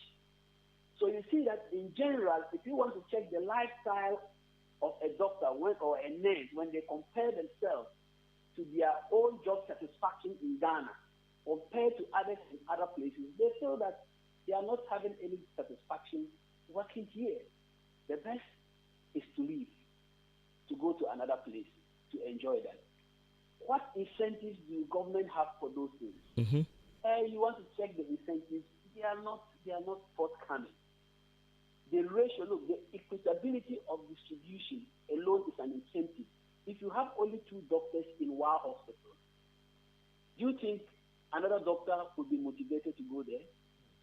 If you are lacking nurses in Bunkuru, and there are only 2-3 nurses there who are running virtually everything, and you are sending another nurse there, you know that he's going to overwork. And his colleagues at other places would not overwork like them and get the same salary. So this alone, the distribution alone, is not motivation enough for people to leave. Not to talk about the salary. And for the salary, we all know it is nothing to write home about. If actually we want to quantify the importance of health, we need to do something better. We need to do something better. Look, just a simple consultant to design a cathedral. Look at how much it took. One professional. So I would see that perhaps my job, my profession is not satisfying, so I may not like to go. I may like to go to other professions. I am saying this as a backdrop that now, even in the developed countries, they are realizing that after COVID-19, many people don't want to enroll in health professions, health schools. It has been published that many students now from the junior colleges don't want to go to the university to read health professional courses, simply because they think that this is not paid enough and that you are exposed to more challenges, with now patients becoming more educated and enlightened about health issues in the world, about health, demanding more. And we see it in Ghana, it's coming up. Patients are now demanding more from doctors and nurses, even though sometimes it is not their fault the way they manage patients in hospitals, because the resources to do the follow proper protocols by nurses and doctors and health workers are not there, mainly from the government facilities. So it is up to us to analyze. Is it training we are lacking? Is it motivation after training we are lacking? If it is motivation after training, is employing the person very fast. Somebody trains and finishes and has to spend a year or 2 to get employment. Do you think the person will stay? That is why many young students who are in the medical schools, who are in the nursing schools, have already started reading a curriculum of the advanced countries. They write exams to move immediately after that. So that is not motivation enough. Even the recruitment, time for graduation to recruitment is a challenge in this country. And when you are recruited, it will take you months for your salary to come. I have doctors who have worked for 6 months and they don't have salary. I have doctors who are a hospital that's a regional hospital which has no MOs. Has MOs who have applied for jobs and they have put them on part-time, meaning that they don't have fixed contribution. Is it motivating? They are not taking care of their health when they are sick. Is it motivating enough? So won't such medical officers leave the country? So even the employment process is a challenge to them after you spend so much money in coming in. Even accommodation. Accommodation in Ghana is a challenge. And we all know it. And if you really think that health professionals, nurses and doctors are very important and that we lack doctors in this country, we must put up measures that will attract them. That is what the developed countries are doing. UK, nurses are going there and they don't write exams, board exams. Ghanaian nurses have been attracted to go there. And they override the board exams for them simply because they know they are lacking. Because thousands of nurses have abandoned their work in the UK, in the US, because after COVID-19, there's a lot of stress in the country. And so they design measures to attract nurses to their country. That's what they are doing. Do we have that in Ghana? We even have the nurses who are there. They are completed, they are there, but we are not employing them. And what we are seeing is that those who are very skilled, I'm not saying those who remain are not skilled. Some of those who are very skilled and experienced are those who get the opportunities to leave very quickly without hurdles from the developed countries. Can't we do something to get these people to stay? It is up to government to get stakeholder meetings, to call a stakeholder meeting, to work on some of these things. If it costs so much to get a consultant come to Ghana to work, why shouldn't it cost the same way to maintain a consultant in Ghana? Is it because it's a Ghanaian? So to me, there are varied issues regarding how to retain nurses and doctors in Ghana. And this calls for a national stakeholder meeting comprising of government officials, comprising of NGOs, comprising of traditional rulers. Let's all value, quantify the losses we are incurring when we allow one single nurse to leave our country. If our nurse population ratio is even poor and we are still allowing them to go, then we are facing problems. If we allow a single doctor to leave our shores, what damage are we causing? Economical damage. Let's quantify it to see what economical damage. What will we give to him to compensate for that, allow him to stay and improve on the health provision of our population to make sure we have a healthy society? We are working for a universal health coverage, building hospitals all around. And our staff are running away. What are we doing? We are going to incur an economic loss. One, the money that we should have used to entice people to stay in the country, we've used it to build hospitals. I'm not against it. We've used it to build hospitals that will be standing as white elephants. So what have we gained? We better lost. Even the hospitals that we have already, we'll be losing the staff. We are eager to do these things without really sitting down to strategize very well. So I think I've spelled out so many of the challenges, and I think we need a national stakeholder meeting on how to curb exodus of nurses and doctors. Not only that, look, I tell you, there are nurses who spend more time in other businesses even than their nursing work, because they'll tell you, look, what do I gain from it? So we have nurses who are farming. We have nurses who have shops and they are selling. We have nurses who are artisans, drawing, painting, and selling. I have some. And they make more money even from being a nurse, simply because they thought that was a profession of their life, but they see that that profession is rather making their life uncomfortable for them. Exactly. What do we do?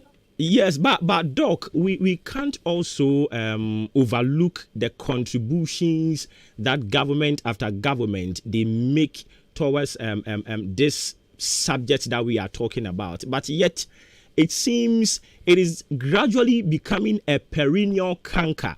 What are we not doing right? Let me just say yes. What government after government are doing, it means that what we are doing is not enough. Example, let me start with an example. A security officer at NETCO has full sponsorship for healthcare. When you sick, full. A consultant in Kolebu sometimes have to pay for his own health. So who is more important? This is a serious problem. And could it be that we've misplaced our priorities? Exactly, I was telling you. Let's see the human resource we have. Who are those that actually, if they are not there, who have challenges? What do we lose if those people are not there? If we have all of them, and we have a full-level veterinary hospital working well, will we need money to take a minister outside this country to go and give? Won't that money remain in Ghana to help the poor? Won't it? Go and ask the top surgeon in Kolebu how he takes care of his personal health when he's sick. But go and ask an accountant in the TOR or VRA, which is the same government, how his health is being taken care of, even his wife and children. Their health care is taken care of by the state agency. And we are all working for Ghana government. That is why we are always there on doctors not to go on strike. But I said there are issues that we need to address that will pacify some of these things. I see. And does it seem that there's going to be an end in sight as far as this topic is concerned? You see, when the economy is bad, don't they call for a accord meeting and those things and the rest? Don't they call? When the economy is bad, don't we gather the top economists in this country to go for what we call a meeting somewhere, Sinche. Or to come out with a solution to it? What is wrong with a government calling the needed stakeholders, even including some, let me say, patients or consumer protection agency, including all those stakeholders? Let's sit down. How are we going to do to curb the exodus of doctors and nurses that is hampering this country? The reason is that no one has sat down to really quantify the losses we are incurring. Not only human loss, life. Let's leave that. What is more important? But the economic losses we are incurring. You know what it will take if we have very competent doctors and nurses working in this country 24/7? That even foreigners, some of them, when they are sick, they run back to their country to seek health care. Don't we know we are losing money? That could have held that hospital and the surplus sent to another hospital. Okay. Sure. Doc, let's thank you and then pause it here. We will as well engage you in the coming days whenever the need arises. It's a pleasure talking to you this morning. It's a pleasure talking to you too. Thank you very much. Dr. Thomas Anaba, Executive Director, African Center for Health Policy Research and Analysis. Na yene ne kokobo en common ntini nyina efa adesuafo nurses anansen obete omo nyina yena mfofo ne abusuafo ni nyina they are all leaving the country aden ya omo be ma reasons ne bebre no and again for the last time you said even President Akufo-Addo was lamenting about it. Not only him, sector minister Dr. Kweku Agyeman-Manu doctor Kweku Agyeman-Manu onye doctor Kweku Agyeman-Manu you saw no so the same thing he was talking about it in someone who can na a hard dream papa sometimes when you see people are almost the corridors of influence, they can influence decisions when you see them also lamenting, singing this quadrum songs ayana hard dream papa if doesn't where is the future of Ghana and it's no but nina ma yankwa homa no subium na yani ura Joseph Krapa nkotwetwe komo ono kasama for the Ghana Registered Nurses and Midwives Association. This same topic yanko jo no so adwen kire ewo ho Joseph otimenka no pe Ahenkan FM suni mache. Oh yeah, mini na mo de say. Nyame adom yenso ye ho ye papa na wo nso so Nyame adom ho ye papa. Ye the radia sinti anopa yi yeguso ayedi nkomo de fa high rates of air attrition nurses ifu yi moje ntitie ni wia na mu nyina mokɔ minimum kra me namfofo ne mabusuafo bɛyɛ sɛ ensia ɛna last year any this year omo afri omayi emu ye bisa sɛ aden den na ekoso yo we dey mean ya mame enchia obi omne wadwuma yefo ene atiefo nyina na me nhyɛ nurses for the midwife for nyina nso nkran e chia public no nso me ni asɛm a ɔka ye dem sɛ e asɛm bi a enya asɛm foforo a yɛka no Ghana ha that nurse for the midwife for la ban nso hwɛ wɔ mo no makatua no niema ɛsɛ aka enkoyie ebetumi aban ɔnhwɛ na ɔntoto niema bi I me say aban ni hu de ɔno no ɔnyɛ na den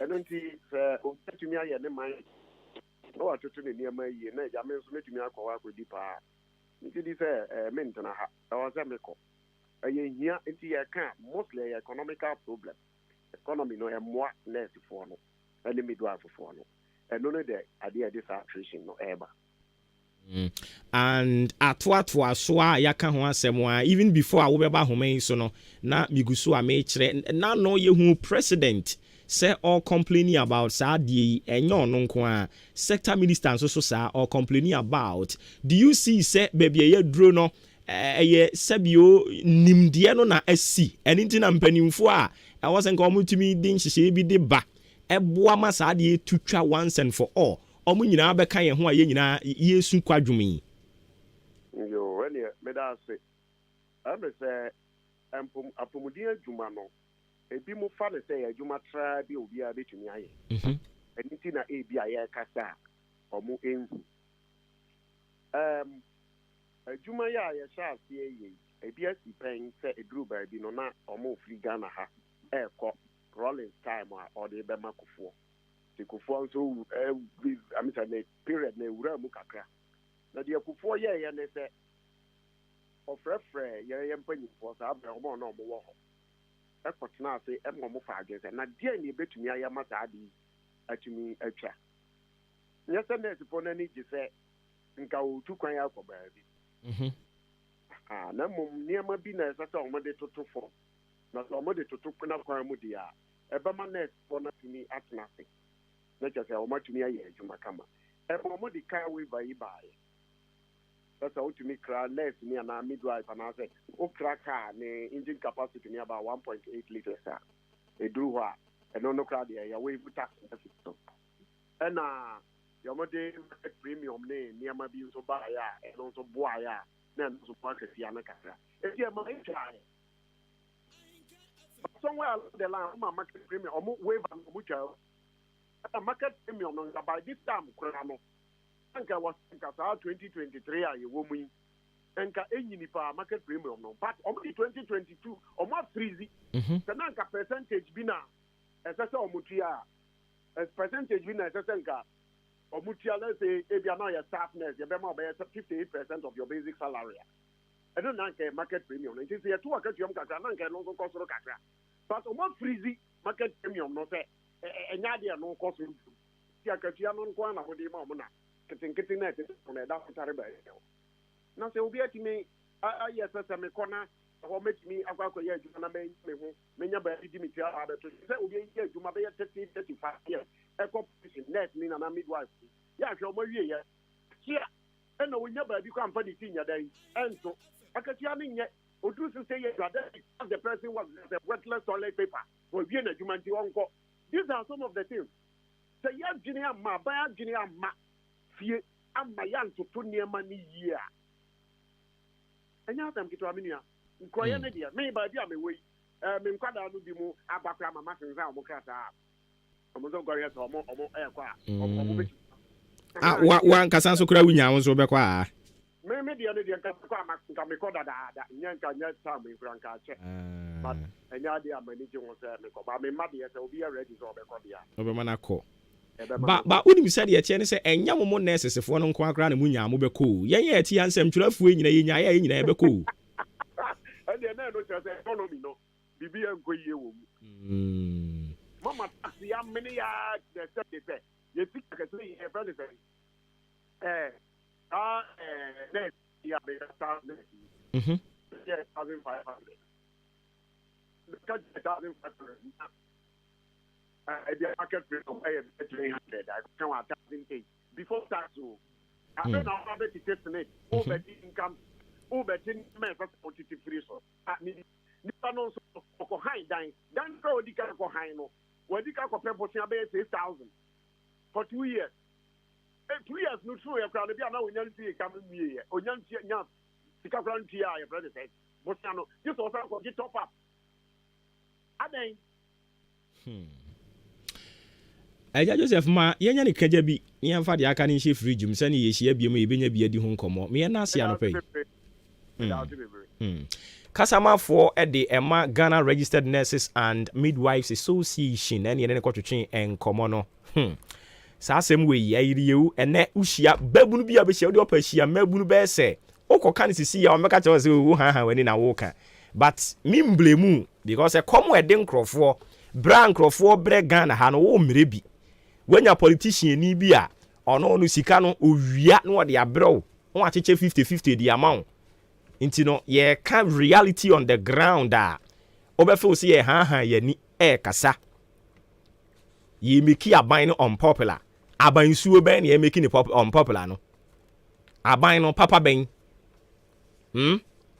tisi fam uni youth ne nkasa wo de ya wo ho a wo ye research ye survey na hwe politician hu ya ye hikuro yi mu because of amamu burning a ye de ye ni ehunu nti we ye NDC 40 akira o mototo bo ba park ne so no o de opa agya afa hye wo monsa ne ma wo ho afe ye be san complain wa ha ye be complain wa ha mata no so de o kan sa wo de bi tutu bi ho ya na bi ye wodi bi tutu bi ho a eya na bi ye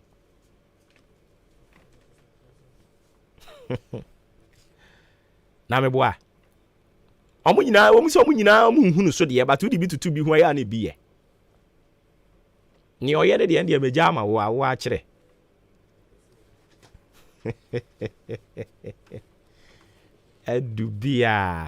adubia se me ka kire say a birthday cake a wedding cake a burudu na wo pe donut, meat pie, and a fish pie, rock buns, and a pastries. Ahudu biya ope. Na wodi adi ujuma no. Ubo pini noa obehwe no watimi ama obi kama pa. Atima boabo adote junction abi hunu yen 0547 788 0547 8539. Ye kone ani wura Thomas Amponsa. Ono ena oye acting national secretary Colleges of Education Teachers Association of Ghana. So from nurses ye kwa teacher for no so ho na ye no wo akwa bo enkomo kakra. Eja Thomas what me kan fam suni ma chen. Le Joseminia na midino ampoma mum amponsa no enye midin. Ampoma. Okay. Ye da sinin siesie ye da se pa. Okay, nti anope. Great. Iya ba mo nchen a ye nya ne ntie se mo kire se nyame ya adom osana abosumi ni adi kan pepepe. Mo de mo niam nyina egu ho. Mo nkonkonko kire ade. Sa ne tie a wadaro man kire mu ne sen. Minia me pacho tiefo sa pepepe ne tie. Na enye ye pene se ye bejae ye dwuma na ya tena fie.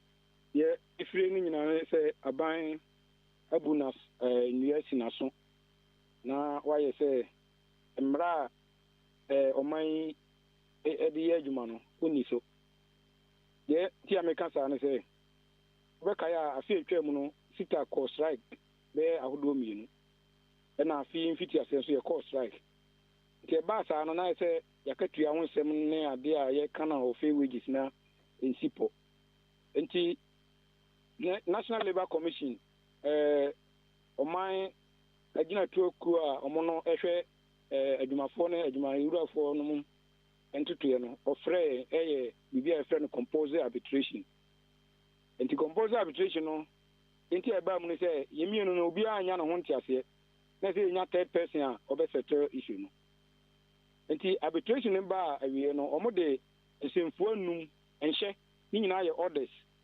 commission no ɔmo no ruling no yɛ frɛ no orders the orders na ɔmo yɛ ɛhyɛ aban sɛ wɔnyɛ no ebesi na minua yɛ orders no ɔmo hyɛ no 2nd May 2023 ɔmo fa nyɛ adwuma na orders no deɛ di kan no sɛ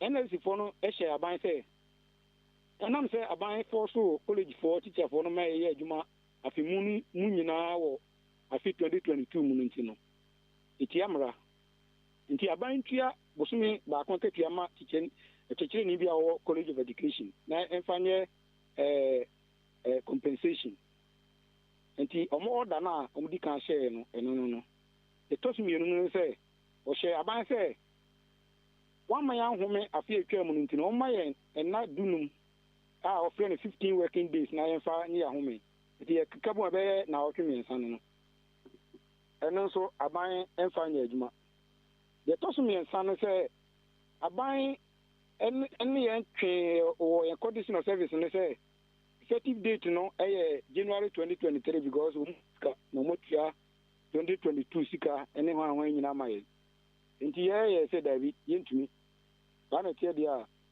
yɛde bɛkɔ labour commission nti wɔn hyɛ sɛ sɛnɛ aban kasa wɔn ni sika no nti no wɔn agye atum aban tua sika no firi January 2023 ɛno nso aban fa nyɛ adwuma yɛtwa toɔ no sɛ aban yɛ sɛ nan sɛ mmerɛ biara sika foɔ no yɛ sɛ yɛkɔ strike ne nyinaa no sɛ yɛhu sɛ yɛne university foɔ no gyina paa na sɛ yɛgyina baabi foforɔ saa na ɛkyɛ de aban nyɛ biribi a wɔfrɛ no staff audit na staff audit no na wahyɛ sɛ yɛyɛ staff audit no wie a yɛnhwehwɛ obiara kyikyafoɔ no nkrataa mu obi a ne katua no ɛne university deɛ no yɛ pɛ no ɔmma no saa katua no bi a wɔde ma university foɔ no pɛpɛɛpɛ nti aban ɛyɛ saa no aban amfa ɛno so anyɛ adwuma yɛatwerɛ ho letters yɛne sɛ wages foɔ ahyia yɛ ho nkrataa nyina de akɔ finance sɛ deɛ aka no sɛ aban finance foɔ no bɛtwerɛ akɔma controller foɔ sɛ nhyehyɛeɛ a yɛayɛ no a labour commission foɔ so de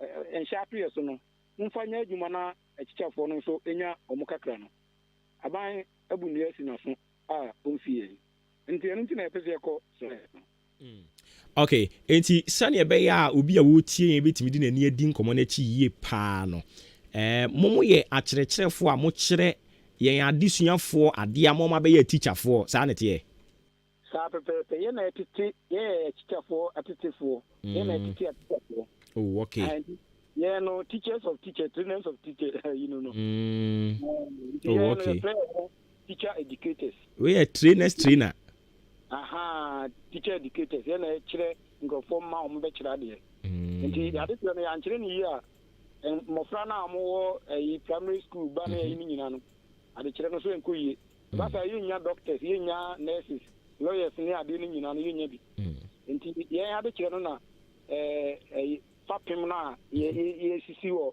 education mu no yɛn mmom yɛna ɛma no ɛtumi gyina yie okay na ever since munya saa intent wei no mpanimfoɔ abɔ apini mu ɔmo ne mo akasa na akɔsi sɛn ndase paa sɛ wabisa saa asɛm yi sɛ June hɔ no because say wages fund they say no ɔmo no awie mo adwuma ɔmo no adwuma no sɛ ɔmo bɛyɛ negotiation yɛwie negotiation ama ɔmo communicate MOU no nyinaa ama finance nti boss no ɛyɛ ɛma yɛn contact person bi a ɔwɔ anansa yɛne no ni isawosoɔ nti yɛtwerɛ letters no nyinaa yɛne no kasa ne ade nti ɔhyɛ yɛn mmerɛ bi sɛ ɔbɛma yɛn feedback na yɛn nyinaa bɛda ɔmo tewu sɛ ɔmo yɛ ho adwuma afei bɛyɛ na ɔtwe mmiɛnsa kɔ no deɛ yɛfrɛ no biom koraa ɔmfie yɛtwerɛ letter kɔ a ɔmo ma yɛn response biara ɛsɛ nkurɔfoɔ yi sɛ na yɛyɛ a from 2021 2022 ɔmo gyegye yɛn saa ɔmo twa yɛ allowances nyinaa tugu yɛ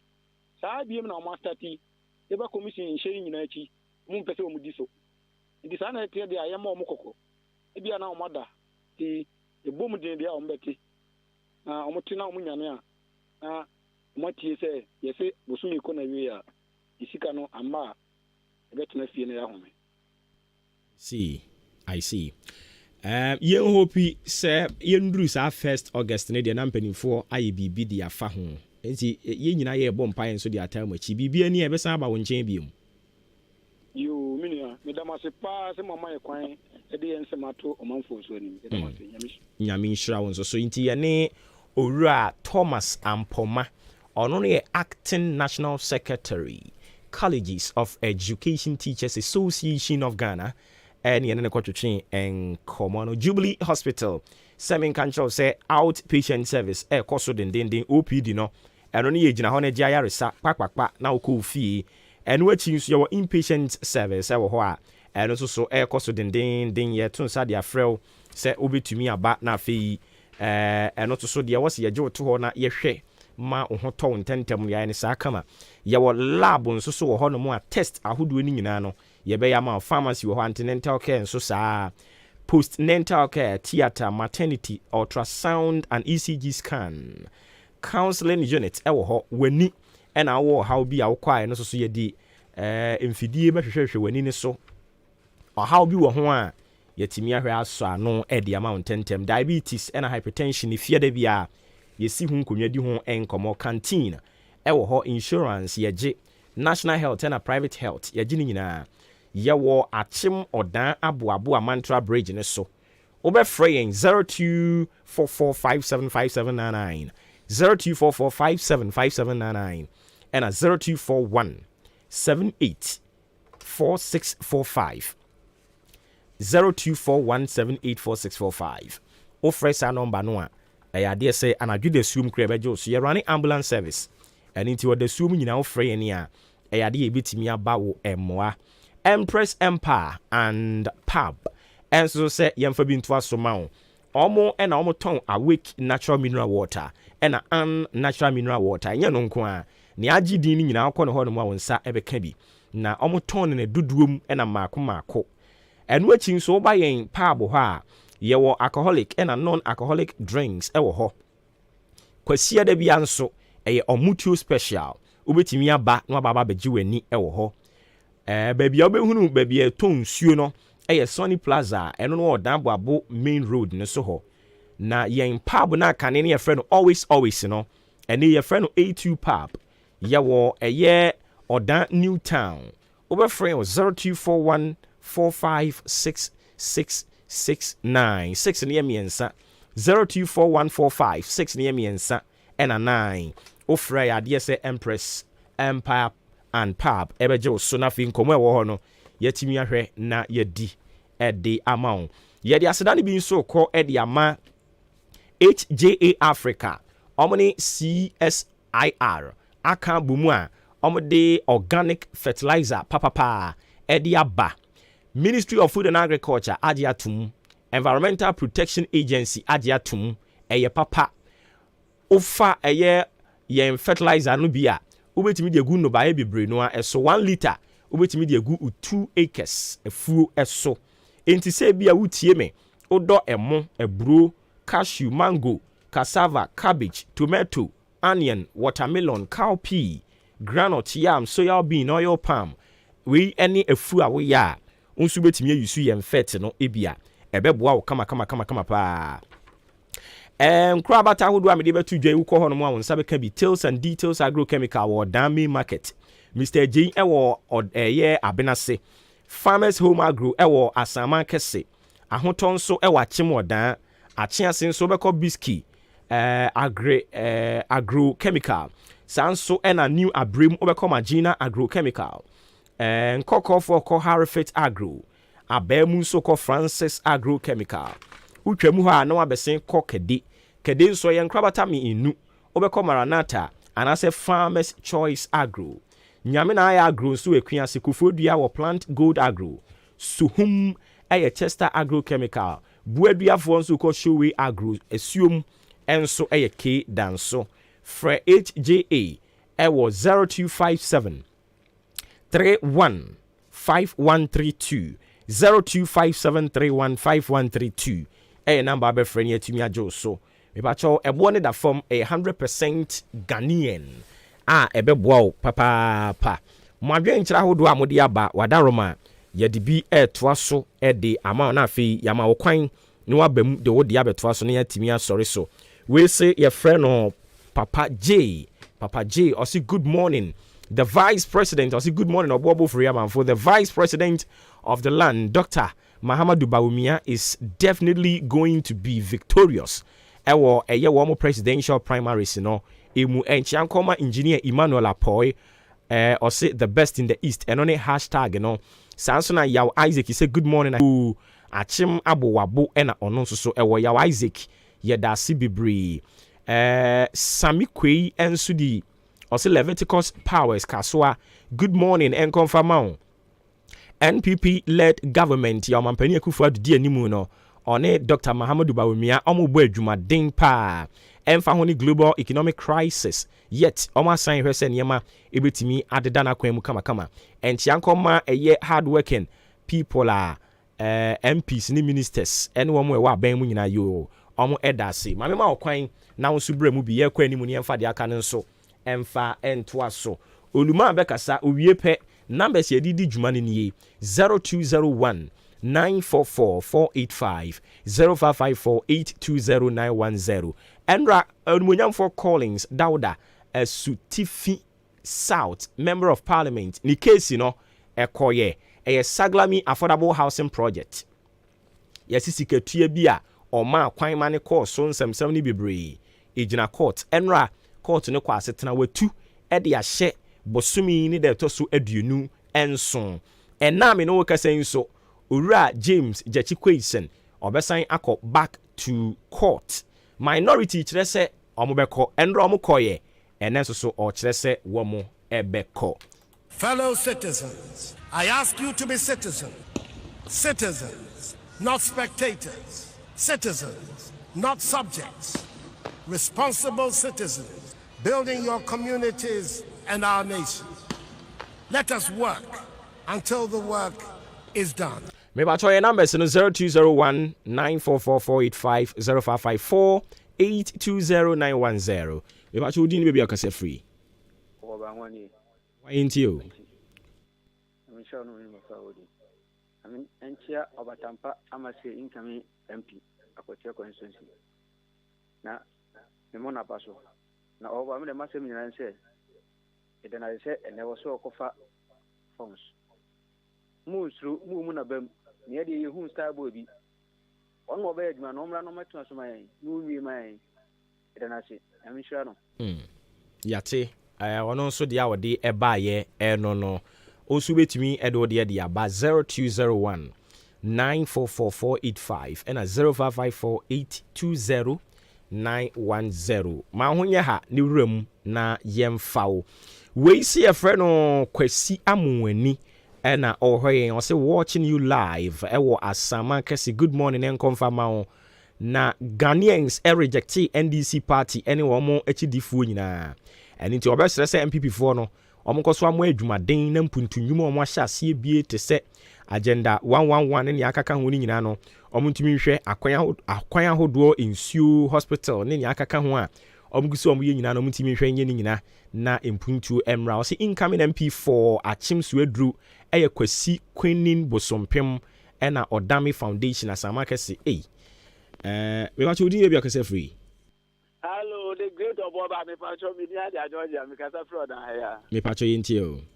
Yo Oboba na fede na me onsha na me fanti akase emfema obaya santo abiba owa kwati ya mintia beguan ndc ko nyina mintia Michael na mintia bibia na Kennedy was na account na mintia menua ana fede ma mintia tiri mu kakra MPP4 jandam na mo jandam no isi ya be kire mo se asi omu ni probi o me dia kire Ghana podium ya say you expose o big time the person me Ghana ni die hu se MPP they only believe in slogans empty slogans no mo de na mu since ya say political party ni agenda 111 Shimagana have a bia say agenda 111 na operate just a single one hospital operate planting for food and job. Go jump. So we could planting for food and job now produce. Who will be a salmon? A number of brave or market can. One the set one factory. Who will be Ubetima factory? I employ Ghanaians. Just saying, for wedding, contompo and a jandam. Slogans are empty and over the number. They are empty cocoa. They are over the bar. And your political party is the Ghana and you okay. They can That is Yate. of 2024. A better chance I over. Yeah, that's. Now put 2 MP before because I'm ya for.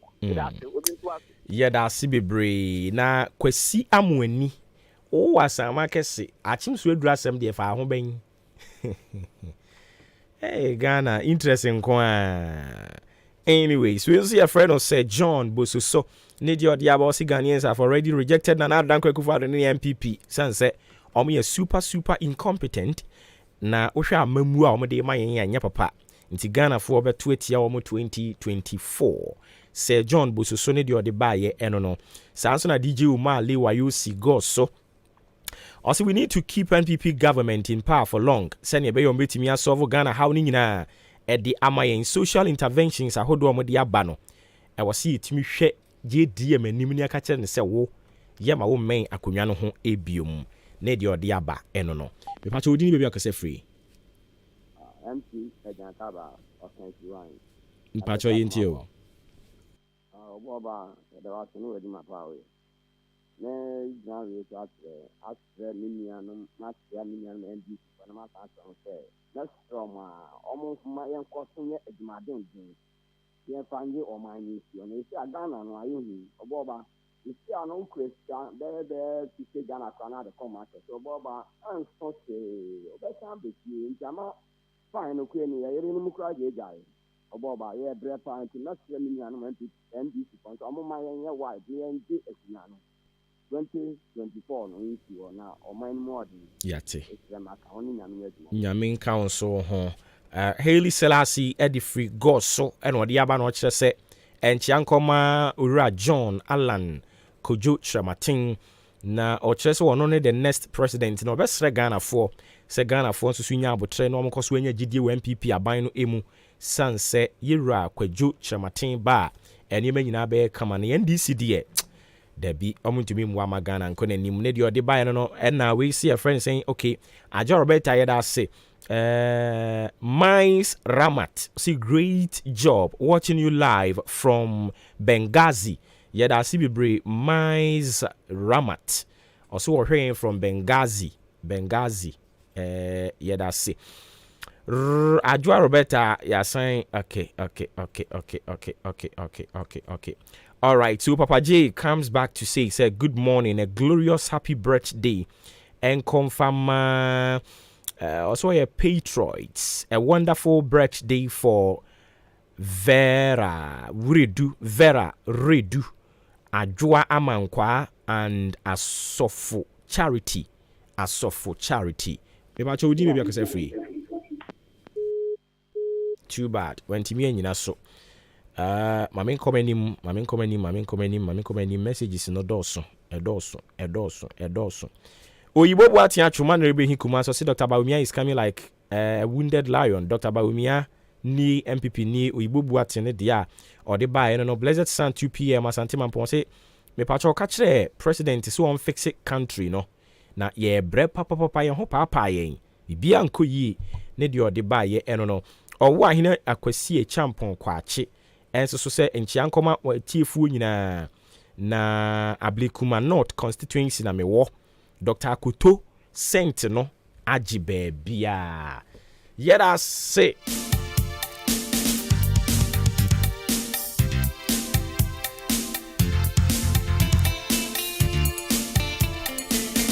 we so say a friend of knowledge boy and I say buesiako.